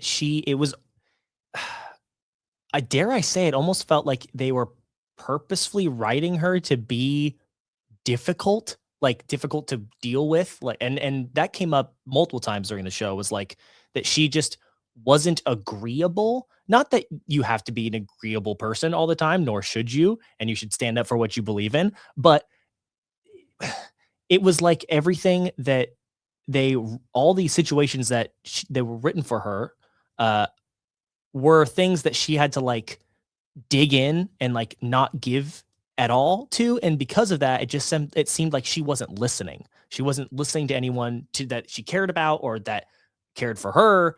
Right. And I think that if she had instead had scenes where she was given a choice, because we all know that good stories are all based off of choices, of interesting choices. If there were more interesting choices that were not good or bad or black or white, but instead were like, ooh, what can we learn from Ellie by when she makes this decision, which is just good storytelling. If there was more of that, I think that she would have come off less irritating and annoying. And we could have liked her more if we seen a little bit more agency. So, and then in other words, what is some of my favorite character arcs? Gosh, that's that's just kind of like, what are my favorite movies, hopefully. Yeah, right. Like they're gonna have the best ones. You know, there are definitely some movies where like the main character doesn't learn anything. I think like Ferris Bueller's Day Off is a good example of like Ferris Bueller doesn't really learn much. Well, he does a little bit, but like the one that has the biggest arc and change is Cameron. That's his character, right? Yeah. Cameron has a great arc. Where Cameron has a great arc. And is way more interesting. But Ferris Bueller is the title character and is the one that we follow, but maybe isn't the one that has the biggest arc. But now I'm just gonna go through some movies that I recently watched and see if anything comes to mind. You know what? One of my favorite movies of this year was Guillermo del Toro's Frankenstein. And Dr. You made a little face when I brought that up, so I'm excited to hear what you have to say. It's because it's, I think, one of the more interesting movies to come out this year because people either loved it or hated it. And I think that's exciting. I think it's exciting when you can take such a swing that people are divisive. And that's good. At least not people being divisive is not great in all things, but in art it can be. Sure. But a in good that movie will always spark discussion and discourse. Yes, exactly. And in that movie, the doctor is not that interesting, but the monster is incredibly interesting. And like seeing him learn what it means to be human and if he is human and does he even want to be human? Oh, like I like that movie more because of its introspection and dealing with all of its themes so in such an interesting way. But that arc is pretty good too. So I'll say that's one of my favorite arcs of the last few movies that I've seen. We talked about that on the podcast, and I think you're right that like Guillermo picked a lane. Like I think the book is a really complex, beautiful piece of work that has like 3 lanes, and Guillermo was like, the monster lane, that's my lane. And I'm gonna like make the best monster lane movie I can. So I agree with you, Peter. That was a great art. Clay, what happened with Ellie, and what are some of your favorite character arcs? That is always Guillermo's lane, by the way. Yeah, he monster always lane. sympathizes with the monster. Because the monster represents humanity and something humanity's afraid to look at. That's what monsters always represent. And I think that that's something I love so much about him. And I will speak to a favorite character arc of mine, which is Pan's Labyrinth, just because Peter brought it up. And that's probably my favorite movie ever. But speaking to Ellie, I think it's less about anything with the delivery or anything of her character and more just about consistency, like its believability. Because I don't buy that she has any kind of moral code really in season 2 when I see her demonstrate time and again her rampant toxic selfishness that kind of like drives her character through the entire narrative. It starts with a bookend of Abby and ends with a bookend of Abby, and that's fitting because Abby really dictates Ellie's narrative throughout the entire story. Abby is the story, like kill Abby, kill Abby, kill Abby, kill Abby. Now that's not right in the first episode, but by episode 2, which again was kind of like the peak of the season, from there on, Ellie doesn't have another motivation. She's got a romantic side quest. But that's really what that is, and that's kind of unfortunate because it's one of the only like positive relationships she has going on. That and Jesse, and her relationship with Jesse is frankly abusive. Like if it was framed the other way, that it would be not even thought about or questioned. But it is certainly an abusive relationship. Like he comes to save her ass time and again. He's always there for her. He is a good friend. He is forgiving. He is compassionate. He is understanding. And he is willing to be honest in the face of scrutiny when he votes no to go after the revenge quest. And we kind of all know that you're saying that you're saying that Jesse's the one being abused. Absolutely. That's worth noting. Okay. Yes. Yes. Sorry if that wasn't clear. Yes. Ellie is the abuser in this relationship, and in all of her relationships, she is the abusive one. I guess you could argue that Joel took her autonomy and choice away when it came to the Fireflies, because he did promise that he would not do that, and he did do it. So that was certainly a thing, but that doesn't play as much of a role in season 2 as it's like kind of supposed to. I don't know if that makes sense. I feel like it had a lot of weight that wasn't necessarily seen on the screen. And I don't know if you guys agree with me, but that's how I felt about it. I felt like there was a lot of like stuff that we were supposed to believe in, but that was also riding on the coattails of the video game and of season 1. It's the same beef I have with Dune, the first Dune movie, which is like, if you didn't read Dune, I think you have a harder time enjoying Dune, the movie. Just because like there was a lot of subtext and there was a lot of call outs to the book and not really great explanations on the screen that helped root you in the story as you were perceiving it. So if you didn't play the video game in The Last of Us, you are in the dark. A lot more than people who did. And I get that, but at the same time, if you're adapting something, you have to understand that a lot of people who watch HBO don't play video games. Like you have to tell them the whole story, or you have to tell them enough of it that they can enjoy the series without playing the video game. And I don't know, maybe you disagree with that too, but like, I think that's a pretty important job of translating something to another medium. Like you can't expect everybody to read Lord of the Rings who enjoyed the trilogy, you know? But plenty of people did. So with Ellie, to me, I think a lot of it came down to, if you played the video game, you probably have a lot more like connection to that character that maybe subconsciously translates to the screen. And so you can kind of empathize more than somebody who didn't play the video game and has no empathy for her, and then very little to latch onto in terms of like, why should I root for this character? Because she's treated everybody around her kind of terribly most of the time.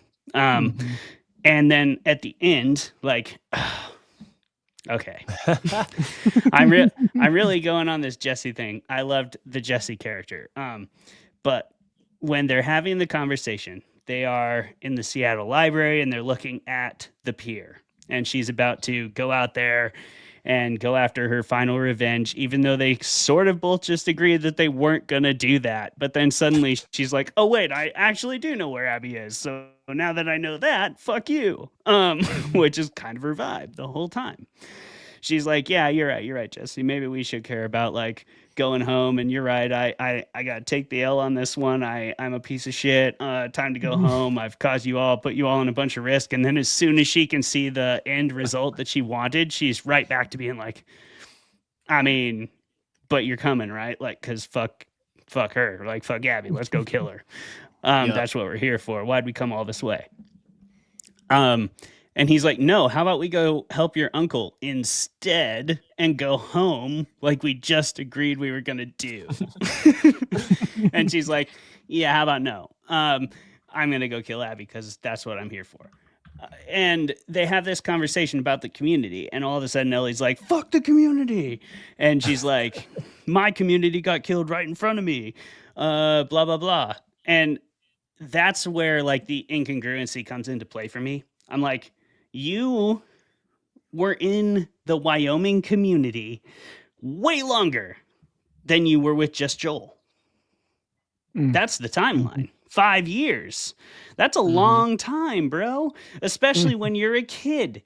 That is 14 to 19. Those are extremely formative years. Those are extremely important, like bond forming years that you spent in this Wyoming community. And you're telling me the only person you give a fuck about is Joel?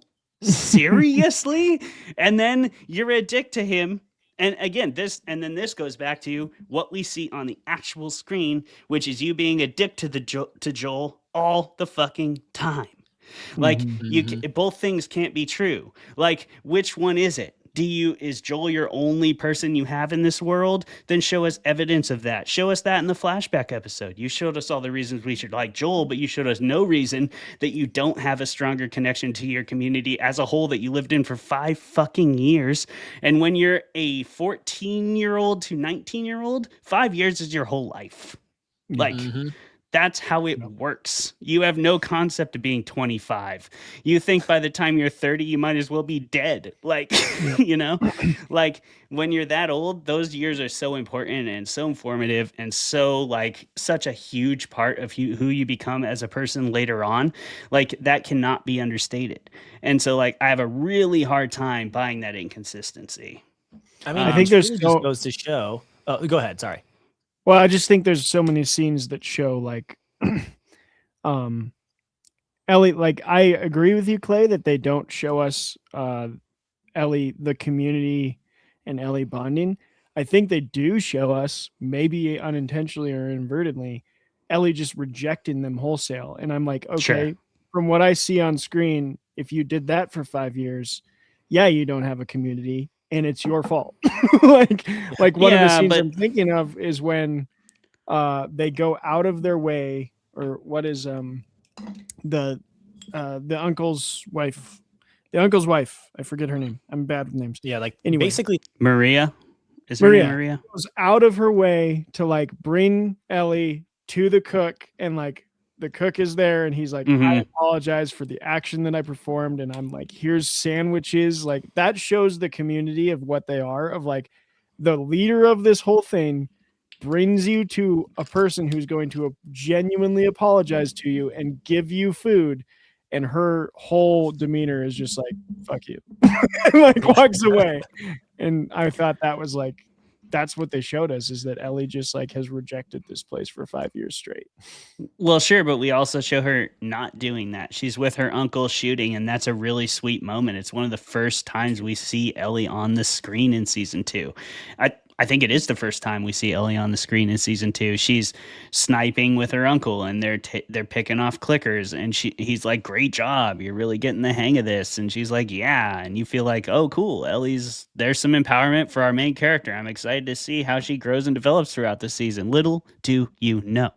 And then we have her relationship with Jesse, which is like pretty sweet. Like, you see them talking, you see them joking around, you see throughout the season Joel asking, like, are you guys like a thing? And she's like, no. Which is great because that's a nice platonic relationship. I'm a huge fan of that, like showing that people can be friends and not have to fuck each other. And I think this is a good example.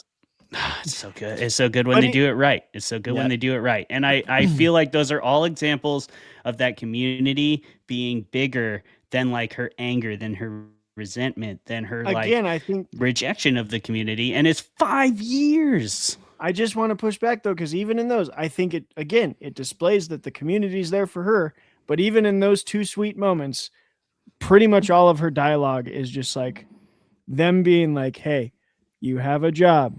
You're part of this place. We want you here. And her being like, no, I'm not. Like, no.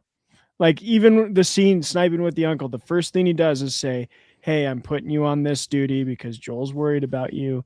And she's like, put me on patrol. And he's like, but last time you almost got yourself killed. And she's like, I don't care. You want to do this for me. And he's like, but don't tell people you're immune. And she's like, I'm immune. I'm immune. And like shouting to the sky. So like, it was a sweet moment. It was also just Ellie being obnoxious and pushing back. So like, I think even in those sweet moments, I mean, that's fair.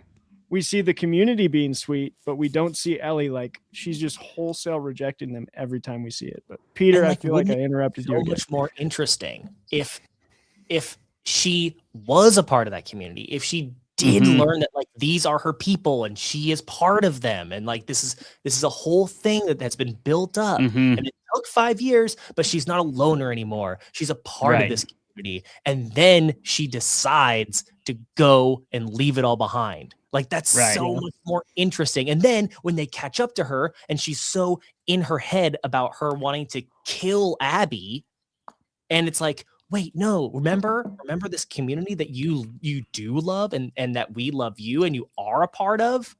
Come back to that. You don't need revenge. You just need the people, your people. And it's like, and then she pushes it away again. Like, oh, that's so much more interesting than like her being like, nah, fuck everybody. I think you're right. You're right, Peter, because that's such an important part of your relationship as a consumer to any character in fiction, is like how much you can relate to the situation they're in. We're talking about speculative fiction. None of us live in a world where an interplanetary fungal virus has killed 90% of people. So we have to suspend our disbelief to right. I assume it's interplanetary. I mean, where the fuck did it come from, bro? I just meant planetary, but I said interplanetary. I'm a horror, You're gonna bro, buckle not a down. sci-fi You're gonna guy, buckle okay? down. Yep. Yeah, You're just I'm gonna buckling buckle down. down. I'm backing it up. I'm backing up what I said. It's got to be interplanetary. You know, statistically, there's no way there's no other planet that has a whole planet of fungus taking over all its other sentient beings. But anyway, the point being, like, the community and Ellie's relationship to it has to be relatable to us regardless of the other circumstances. That's why character is such an important building block in any story, and that's why so many people hold it higher on the pedestal than so many other things. It's because if we can't see ourselves in that story, in those choices, like you said, Peter, if we can't like relate to those choices and learn from them, then like what does the story do for us? We have to be able to see ourselves in it. And if we can't, then it's going to mean less to us than the story where we can. And I just think that in this LA story, it was hard to see yourself in it because nobody wants to think that's how they react in like 90% of their situations. Well, like I think that season 1 worked so well because we liked Joel.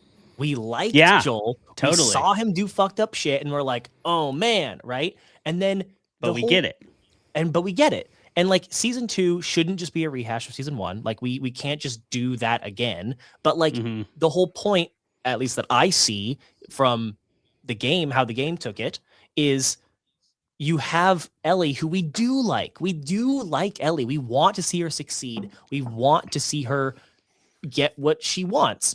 The problem is what she wants, we should know, is bad for her, right? And so like that's the difference, right? Whereas season 1 was watching someone do bad stuff and then at the end have to decide like, oh God, this unmakeable decision. I have to make a decision, right? And that's interesting. And then season 2 should be watching someone we like do things that we know is bad, and then maybe seeing how your actions affect everybody else. Exactly. And like that was kind of where I was trying to go, and then I got sidetracked. But with the with that conversation, overlooking the Seattle waterfront, when she decides to chase vengeance instead of returning to community, when she has that definitive choice.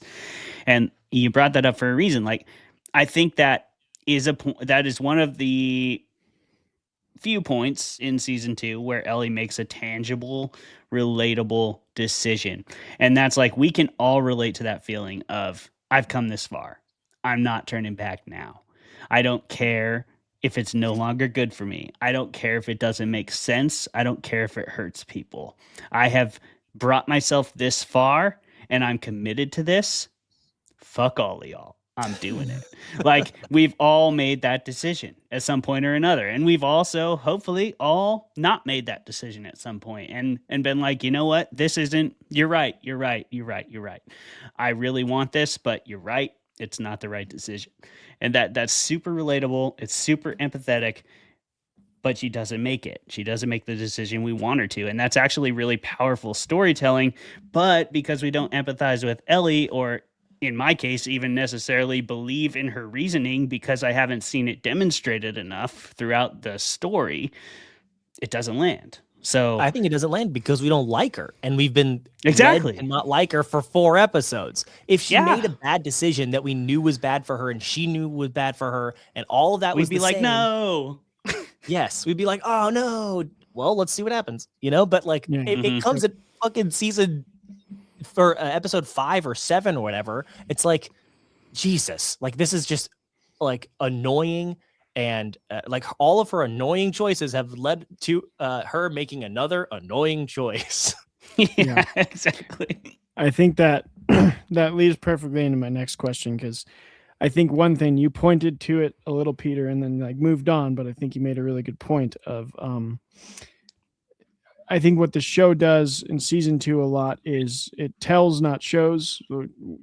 People overuse that phrase a lot, but I do think it's on display here of like, we're told through the dialogue,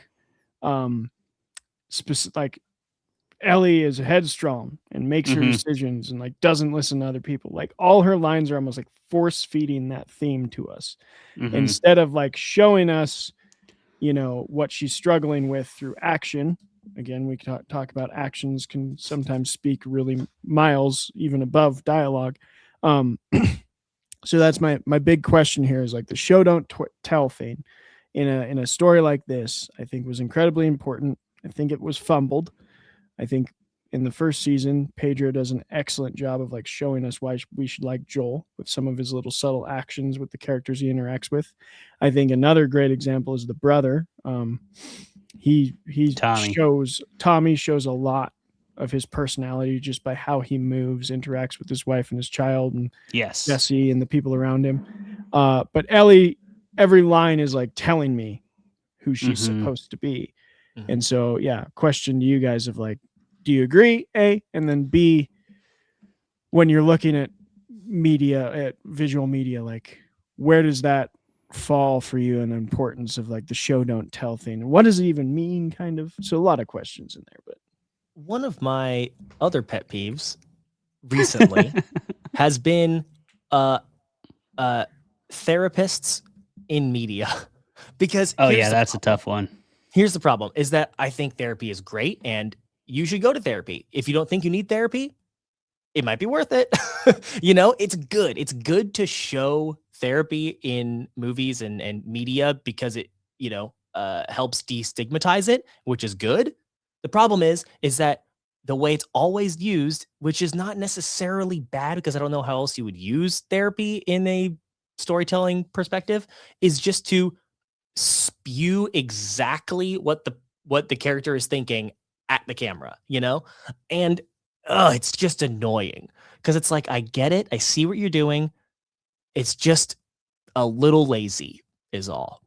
And we have that here in season 2 with the therapist character, which again, therapy good. Using therapy as the only way to get across your character's inner monologue and thoughts and perspective on the world, not great. So good. So yeah, I mean, does this season do a lot of telling and not showing? Yes. Also, most everybody just kind of, from what I remember, it has been a while since I've seen this show, but from what I remember, it is a lot of just kind of like yelling at each other of what they're thinking and why they are thinking it, which is fine. But like, what do you do with that? If you don't do anything interesting with those differing perspectives, like you can't just say like, I have one perspective and the other character goes, I have a different perspective and here's why. It's completely justified that I have this other perspective. And then the other person goes, yeah, well, my perspective is also different from yours, but I'm also justified in having that perspective. It's like, cool. Yeah. Sounds like only the director went to therapy.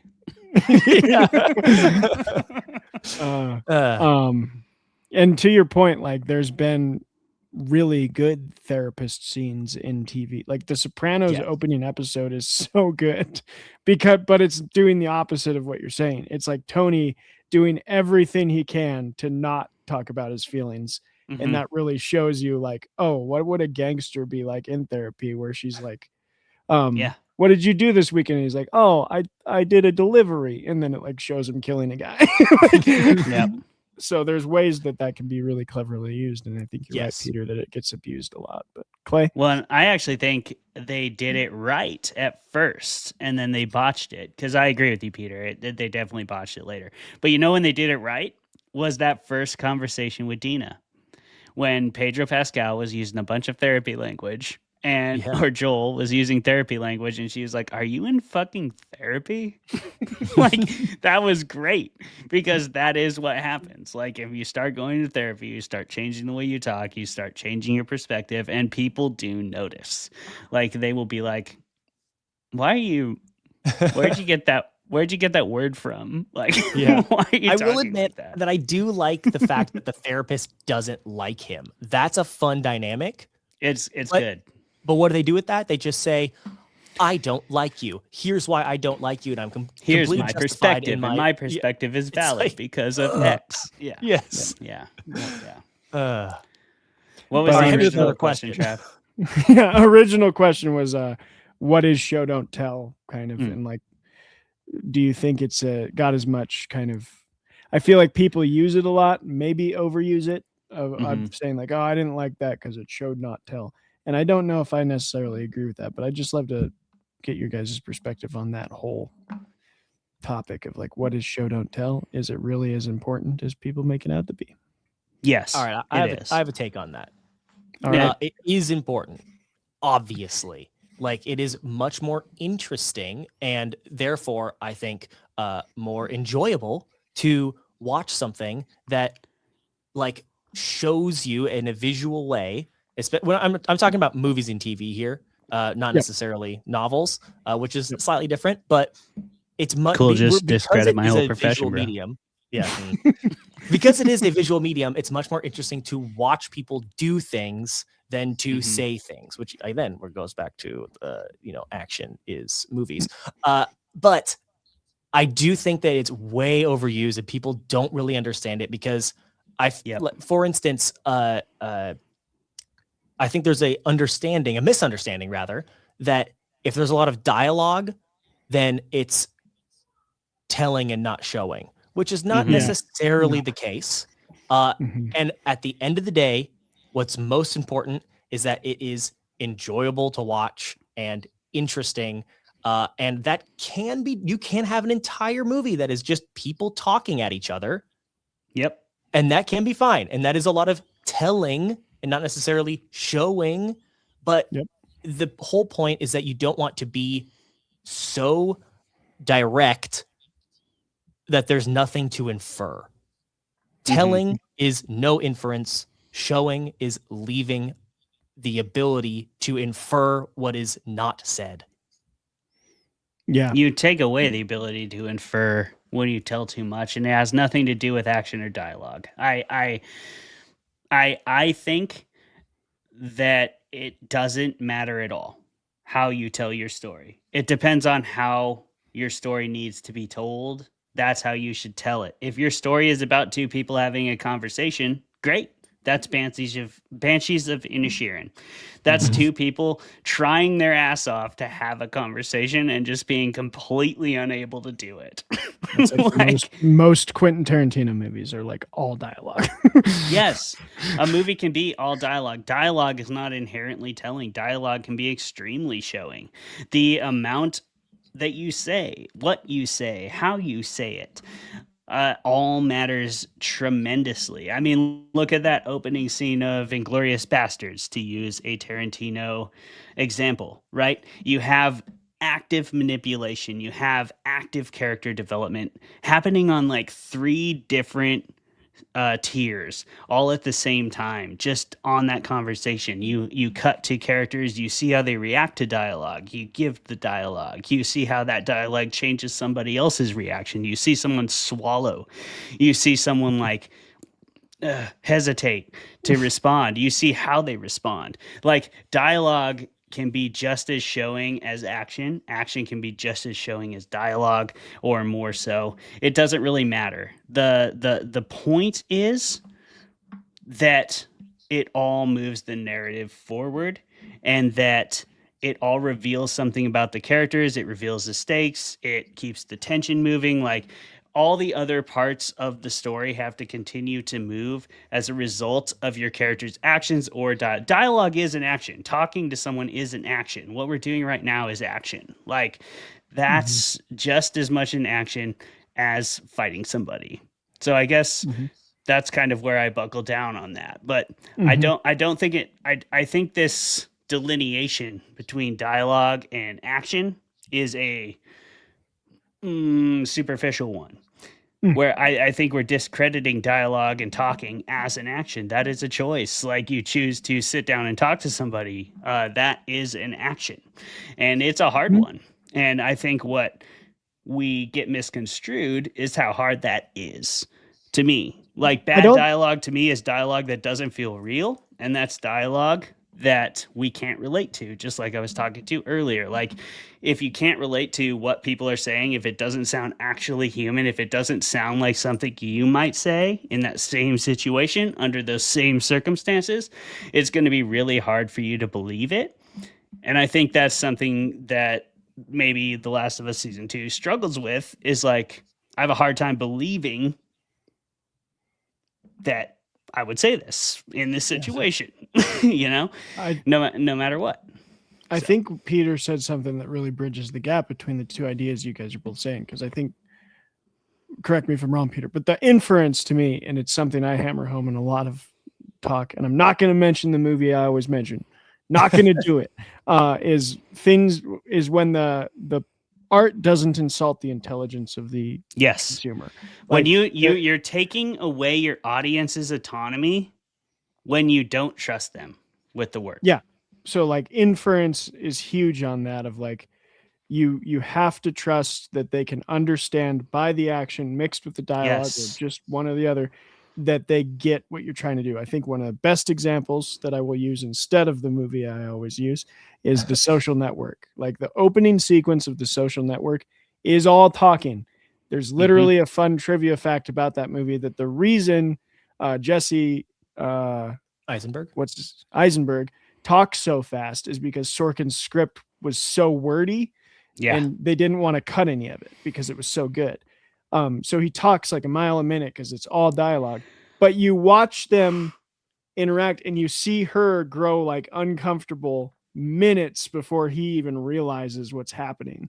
And like, you see this little playful thing of like, she's clearly actually pissed and he's just talking at her and like, oh, everything's fine. And then when she's like, I'm dumping you, he's like, wait, what?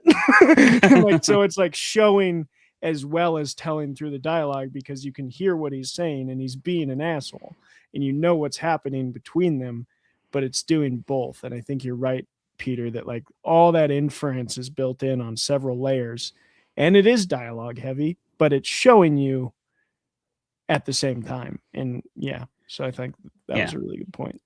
Dialogue is an action. And I will use a movie that I do reference a lot. the cold open to Cabin in the Woods. I fucking love it because it brings us right into the world in a way that we don't expect to be brought into the world. Like, we came into this movie thinking it was one thing, and because of that opening scene, we're like, I actually don't know what this movie is. And it sets us up for the rest of the narrative because they're just talking about like child-proofing cabinets at the water cooler. And you actually realize, because of that dialogue choice, because of that action, that is more terrifying. Like, these are the people in charge of the whole fucking world. Like, and that's the truth.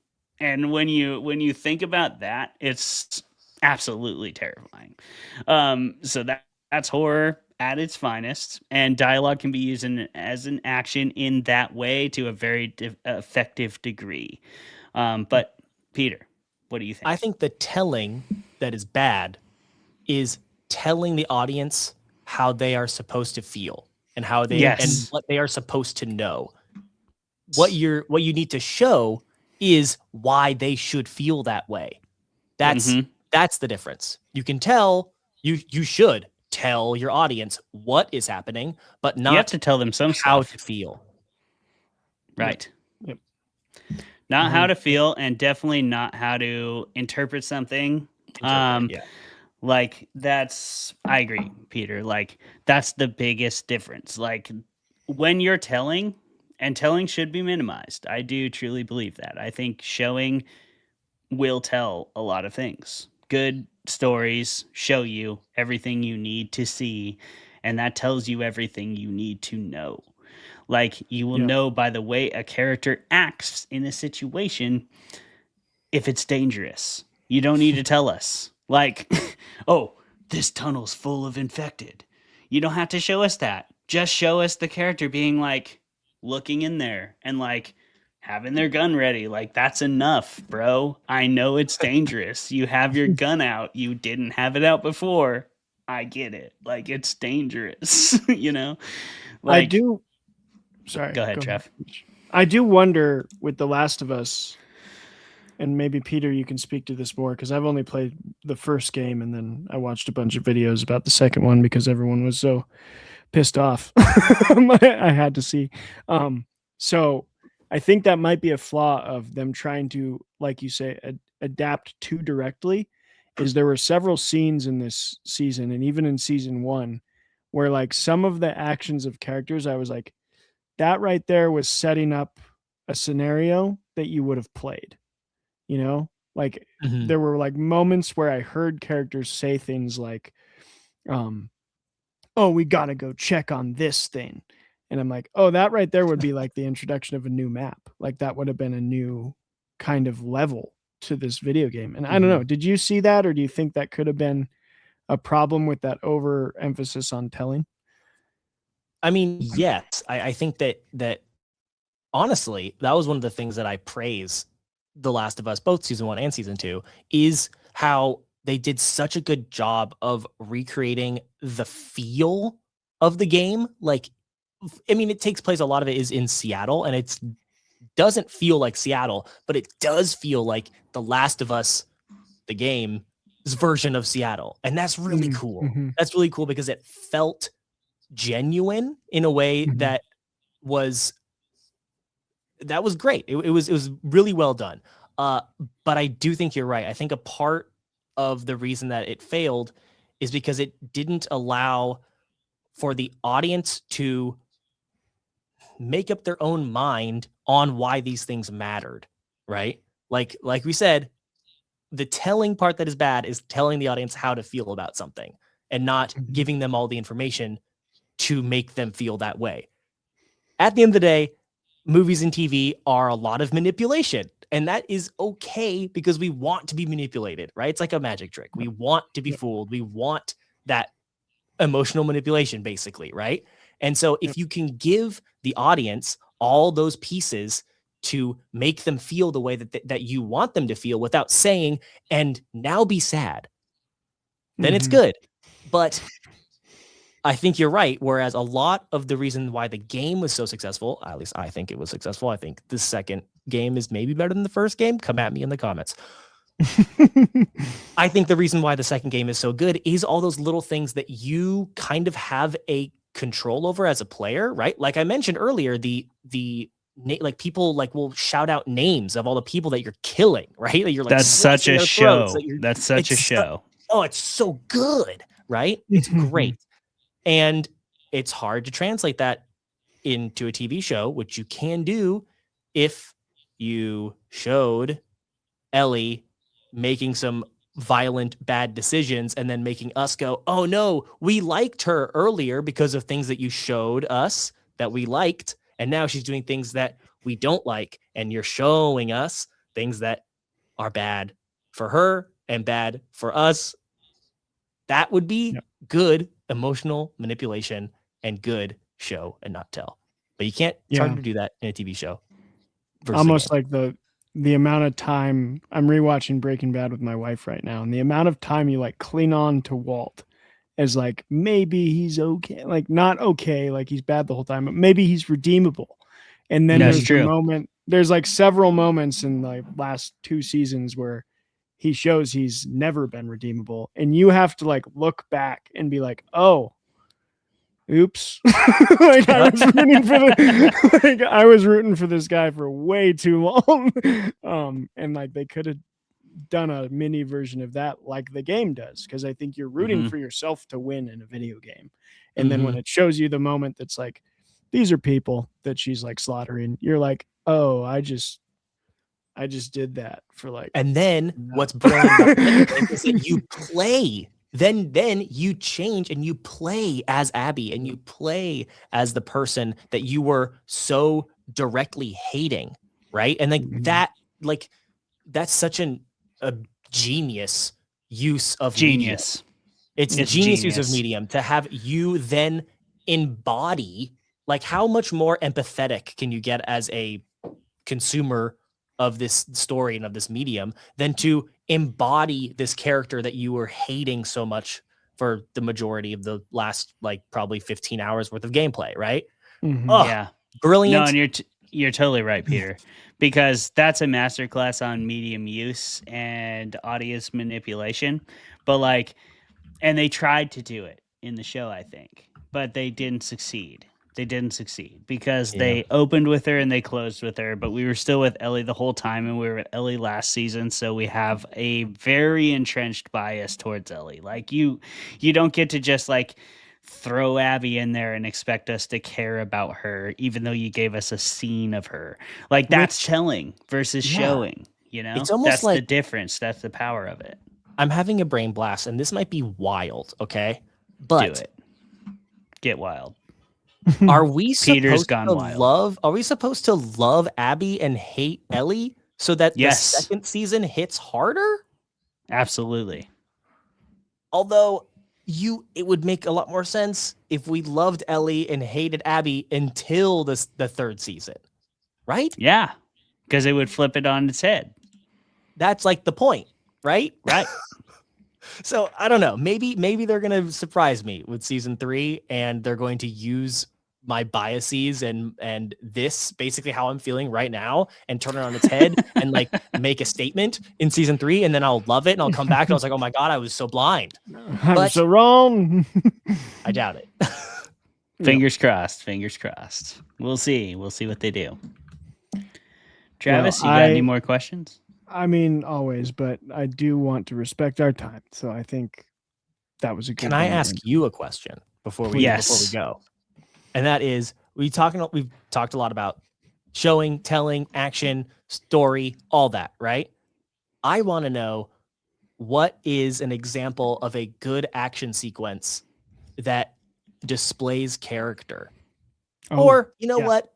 Or just, what's a cool action sequence from a movie that you've seen recently or that you just love? And why is it Now, good? do you mean fighting? I assume you don't mean my definition of action, which is literally anything people do. I think that's a little too loose, but it definitely doesn't have to be fighting. You know, I think that like a really for instance, I think a great action sequence that is not fighting, but is also not dialogue is the poker scene from Casino Royale. Sure. Yeah. Great scene. Okay. Car chases can be very in-depth telling. That's They basically can- fighting, but sure. Go ahead, Trav. That's a chase. There's a couple of That's just fighting with cars. Let's be real. there's a couple of South Korean films called The Raid and Oh, The yeah. Raid 2. Oh, yeah. The Raid 2. The Raid 2 is hands down, in my opinion, one of the greatest movies ever made. It is The Departed mixed with like the best kung fu movie you've ever watched. It's insane. It's literally take like the best Jackie Chan, Jet Li, whatever, best martial arts film you can think of, and just mix it with the plot line of The Departed with that level of acting included. That's The Raid 2. And there's a scene in The Raid 2 where the whole movie you've had these two villains who are literally just referred to as baseball bat guy and hammer girl. Like they don't have names. But you get their stories through like how they kill all their targets. And you also weirdly get this like attachment to them and that they're clearly in love with each other. And then the final fight with those two is this hallway fight where both of them are working together to like beat the main character. And he has to like adapt to their different styles. And there's a moment when he adapts to baseball guy and like kills her. No. Yeah, he kills baseball guy first and then looks down the hall and hammer girl just goes like ape shit and almost kills him. And you see in that action sequence like true love between these two psychopaths, and it's really cool. And then our main character offs them both and moves on to like two other guys because he's invincible. It's such a good movie. And every sequence is like that. Like the final fight between him and the main like kung fu villain is like an opera. It's so personality battle knife fight. It's amazing. Go watch The Raid and then immediately watch The Raid 2 because I could watch it infinite amount of times. It's so good.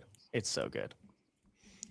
Yeah, I think about a lot the fact that like Shakespeare is basically, world renowned for being a really great storyteller. I think everyone can agree on that. Oh, yeah. And yet all of his action sequences are two words. They fight. Yep. Yeah. They fight. And it's like, oh man, like there's so much more there that could be done, but oh well, there's plenty to like about Shakespeare. That's a totally different podcast. What about you? There Clay? is. I'm curious. There is much more that is done with those scenes, and that onus falls on the director.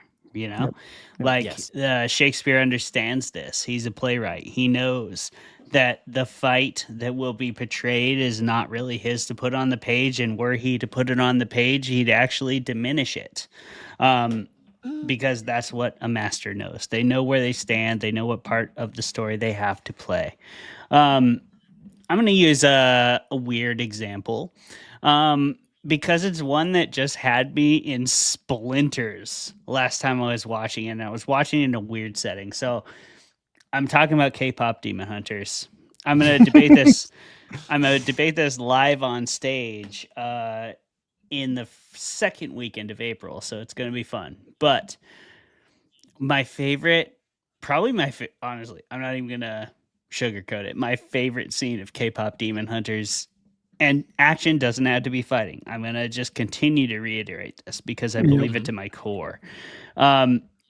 There's a scene where in K-pop Demon Hunters, so the demon cat thing like shows up and it delivers a message from the boy band to the female band, and it gives over the message, and the cat demon like knocks over a pot, and it's like, oh fuck. And this cat demon clearly has like ADHD or whatever. It's like, I have to pick up this pot and fix it. And it keeps trying. It tries so many times. It tries like 6-7 times, like enough times that it's like funny, then not funny, then not funny, then funny, then not funny. And it eventually, like, she picks it up for him and puts it up. And then when he goes back down, he like dissolves back into the earth. He like knocks it over again. And as he's going down, he's going down and he like looks at it. He's like, He sees us knocked over again, and he's like, I cannot handle that, but it's too late. He's already disappeared into the earth. And like, that's such a perfect example of everything we've been talking about. Showing, not telling. Like that cat, we don't need to know that it, like, for whatever reason, really cares that pot is standing up. It's like, just, that's one of its quirks. And like, despite the fact that it's like this terrifying like tiger demon, it adds such a like welcome dose of comedic relief to the story in a place where we didn't expect it. And that's like the power of good storytelling. You can put comedic relief where it doesn't belong, and that's where you didn't know you needed belief, but all of a sudden you have it and you're so much more invested in the story. And that's just one of those moments where action can be so much more powerful than words. Yeah. Well said. Well It's said. the first one that jumps out to me. There are many of them, but yeah. Peter, do you have one that pops to mind? I mean, I did say, now I'm trying to think specifically of like action scenes that are not, I guess, as Clay said, I guess we're gonna not do chase sequences nor fighting. You can do whatever you want. Yeah, but I'm trying to broaden my horizons, because I do think that they're like, I just think it's a narrow perspective to think Yeah, that. I agree. And I think that's actually detrimental to the power of action when you say it's just fighting. Yes, I You know? agree. Action is not just fighting, but it also, I feel like what makes a good action sequence is two or more people trying to come to trying to two opposing sides trying to get something done, right? Sure. And like, with that in mind, I feel like a great action scene, let me think, that isn't fighting or car chasing or chasing in general, really.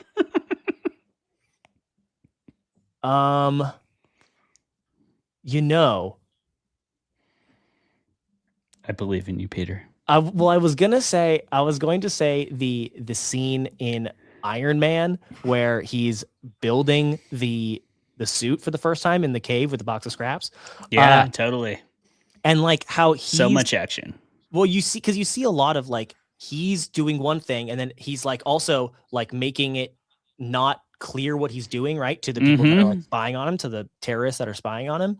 And like most of that is not like said in dialogue. It's mostly shots of like him building stuff, and then when they come, he like hides it or like changes something. And like, that's two opposing sides trying to, battling over something. Yep. I think that's a pretty good one. That being said, I agree. In a more traditional action sequence, which is a fight. Yes, which is a fight. I think that the scene in Mad Max where he's like fighting with Furiosa for the first time. And I mean, basically that entire goddamn movie is it's so good. But that scene where it's just so good when an action sequence is good when you can describe the action sequence to your friend, right? As opposed to like the Bourne movies where there's a lot of like shaky cam and they're just kind of like fighting and punching. Those are terrible. Not great. Shaky right? cam was weird.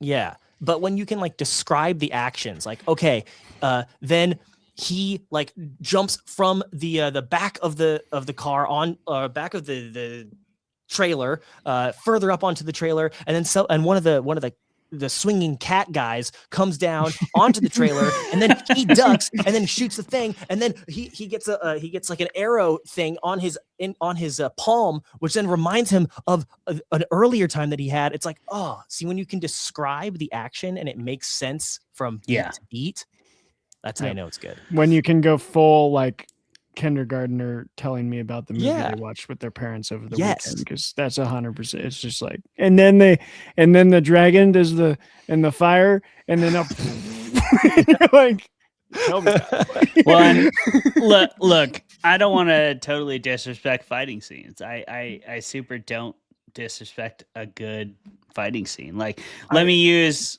Game of Thrones as an example, as I always do.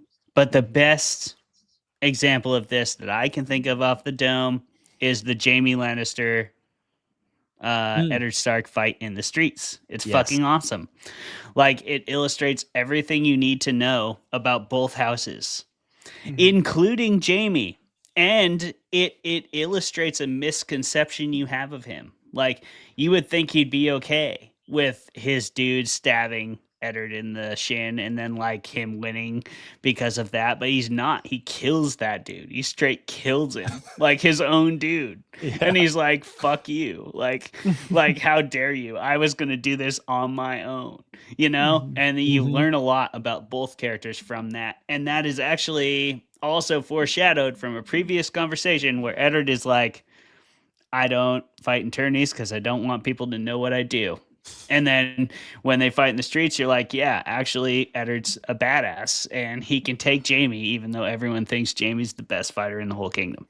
So that's a great example of a battle scene that reveals like seven different layers of character development that have already been pre-revealed throughout the show. Is crazy. I will say, Clay, I think what got you on this subject for a lot of this podcast is the fact I just said action related to combat because that's what we call the genre. I agree with you. That word has been co-opted into what it doesn't fully encompass, but we call fight scene heavy movies action movies. That's what I was saying. No, it's true. It's true. And I feel a little bit alone on some hill that I'm trying to die on, that action isn't necessarily that. It's a good hill. It's a great hill. It's a great hill, bro. Like, you're right. Action as a genre means fight scene, means fast pacing, whatever. It means Maybe John Wick. And I'm not hating on John Wick. John Wick's actually really good because John Wick knows what the fuck it is. But here's my take on John Wick. John Wick is the best comic book movie to not be a comic book. Yeah. That's the true. vibe. I agree, Peter. I agree. And on that note, it's about time to be closing this thing out because we're almost a half hour past the due date. Peter, hey, that says a lot because usually no, dude, don't be sorry. Usually we have a whole another host on here, and that's why it takes so long, but we always go over time. But we just had Yumi and Travis tonight, and I feel like we could go a whole nother hour. Oh, yeah. We haven't even started talking about sword fighting specifically in movies. We haven't. Catch us next time. Most of it is dog shit. But we should do Night of the Seven Kingdoms. We should all go watch it, and then we should do it. Oh man, I don't know if HBO's version of A Song of Ice and Fire has me anymore. But that's maybe I'll give it a shot. Maybe I'll give a Night of Seven Kingdoms. I don't blame you, Peter. I really don't blame you, but I do encourage you to give it one more try. All right. Have you read the book? I've not. You should. I won't. It's really fucking good. So that I can come in with a different perspective. I won't. I won't. I'm also you know what? real deep into Lord of the Rings right now, so so good. So That's good. Fair. That's so fair. Good. That's fair. That's fair. Okay, everybody. I'll do it for you. Let's wrap this thing up. Thank you for tuning in to Fermented Fiction yet again. Thank you, Peter, for being here as our guest. We always end our episodes with a bit of a rating, and it's unconventional. It might be viewed as unhelpful, but it can also be viewed as we don't give a fuck. So, like, whether it's helpful to you or not isn't really our concern. We're still going to do it the way we do it. And We're here's like how Ellie, we do it. and we don't care. That's right. Very thematic, Peter. We don't really care if you like it. We're going to do it our way, and fuck you if you don't like it. So here it is. I don't have a community. I don't care about my community. Fuck the community. Here it is. How many drinks or substances of your choice do you need to enjoy The Last of Us Season 2 to its fullest extent? I have been enjoying this episode to the fullest extent, as you can tell. Travis. Yo. How many drinks do you need? Rate this thing. Fermented Fiction rating. Do it. I Get think me you off the hot seat because I'm drunk. Let's go. I think you prepare yourself a strong, like, prepare yourself for like a nice sipping whiskey for every episode. So that's 7. You're going to have, it might be days you take, but a nice sipping whiskey, because I feel like Joel's a sipping whiskey type of guy. Yeah. And then you're going to drink like 3 of those that you planned to drink 7 in the first episode because it's so painful. And then you're going to drink 3 more in the second episode because it's so damn good. And then you're going to be sitting with 1 and a lot, and you're drunk for the rest of the 5 episodes. And, finish that 1 somewhere in the middle there. And then by episode 7, you're hungover and you don't really know what you did.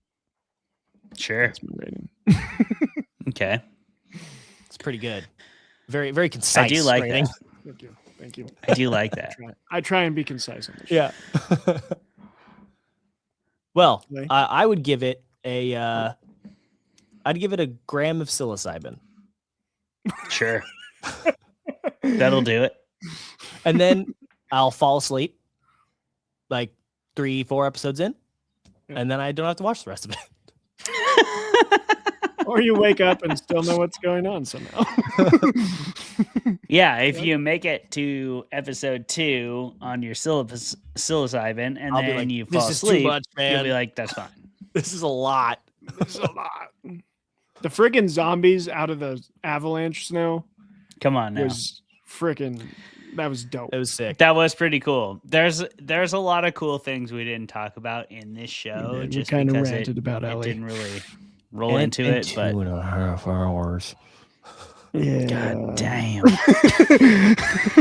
This is how hard it is, everybody, to analyze To have cinema. us shut up. Yeah, to get us to shut the fuck up, no matter how much we drink.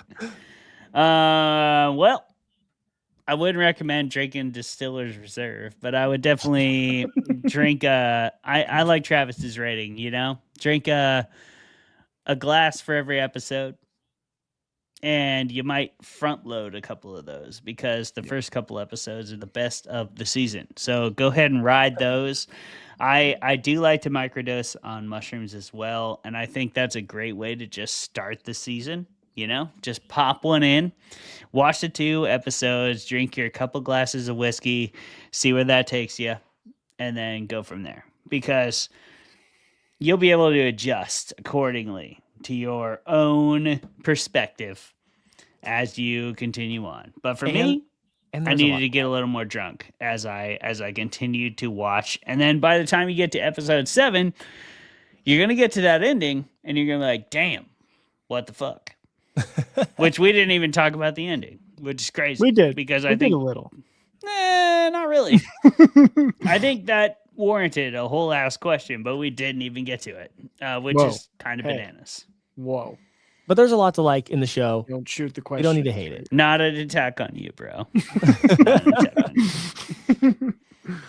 Thank you, everybody, for tuning in to Fermented Fiction. We've been here with Peter Castro. Peter, can you tell everybody one more time who you are, what you do, where they can find you? I'll make it quick because it's been 2.5 hours. Please do. I'm Peter DM Castro. You can find me at sporkle.com and all over the Sporkle social medias. But if you really want something fun to listen to and to have a good time, go check out my podcast, System Switch, wherever you get your podcasts. System Switch Podcast. It's fucking awesome. Do that. And if you haven't already done it, please like, comment, subscribe, check out our Patreon. You can go over there and get exclusive merch, and you can be a bigger part of the community. You can chime in, you can determine what episodes we do in the future. You can do all kinds of cool shit.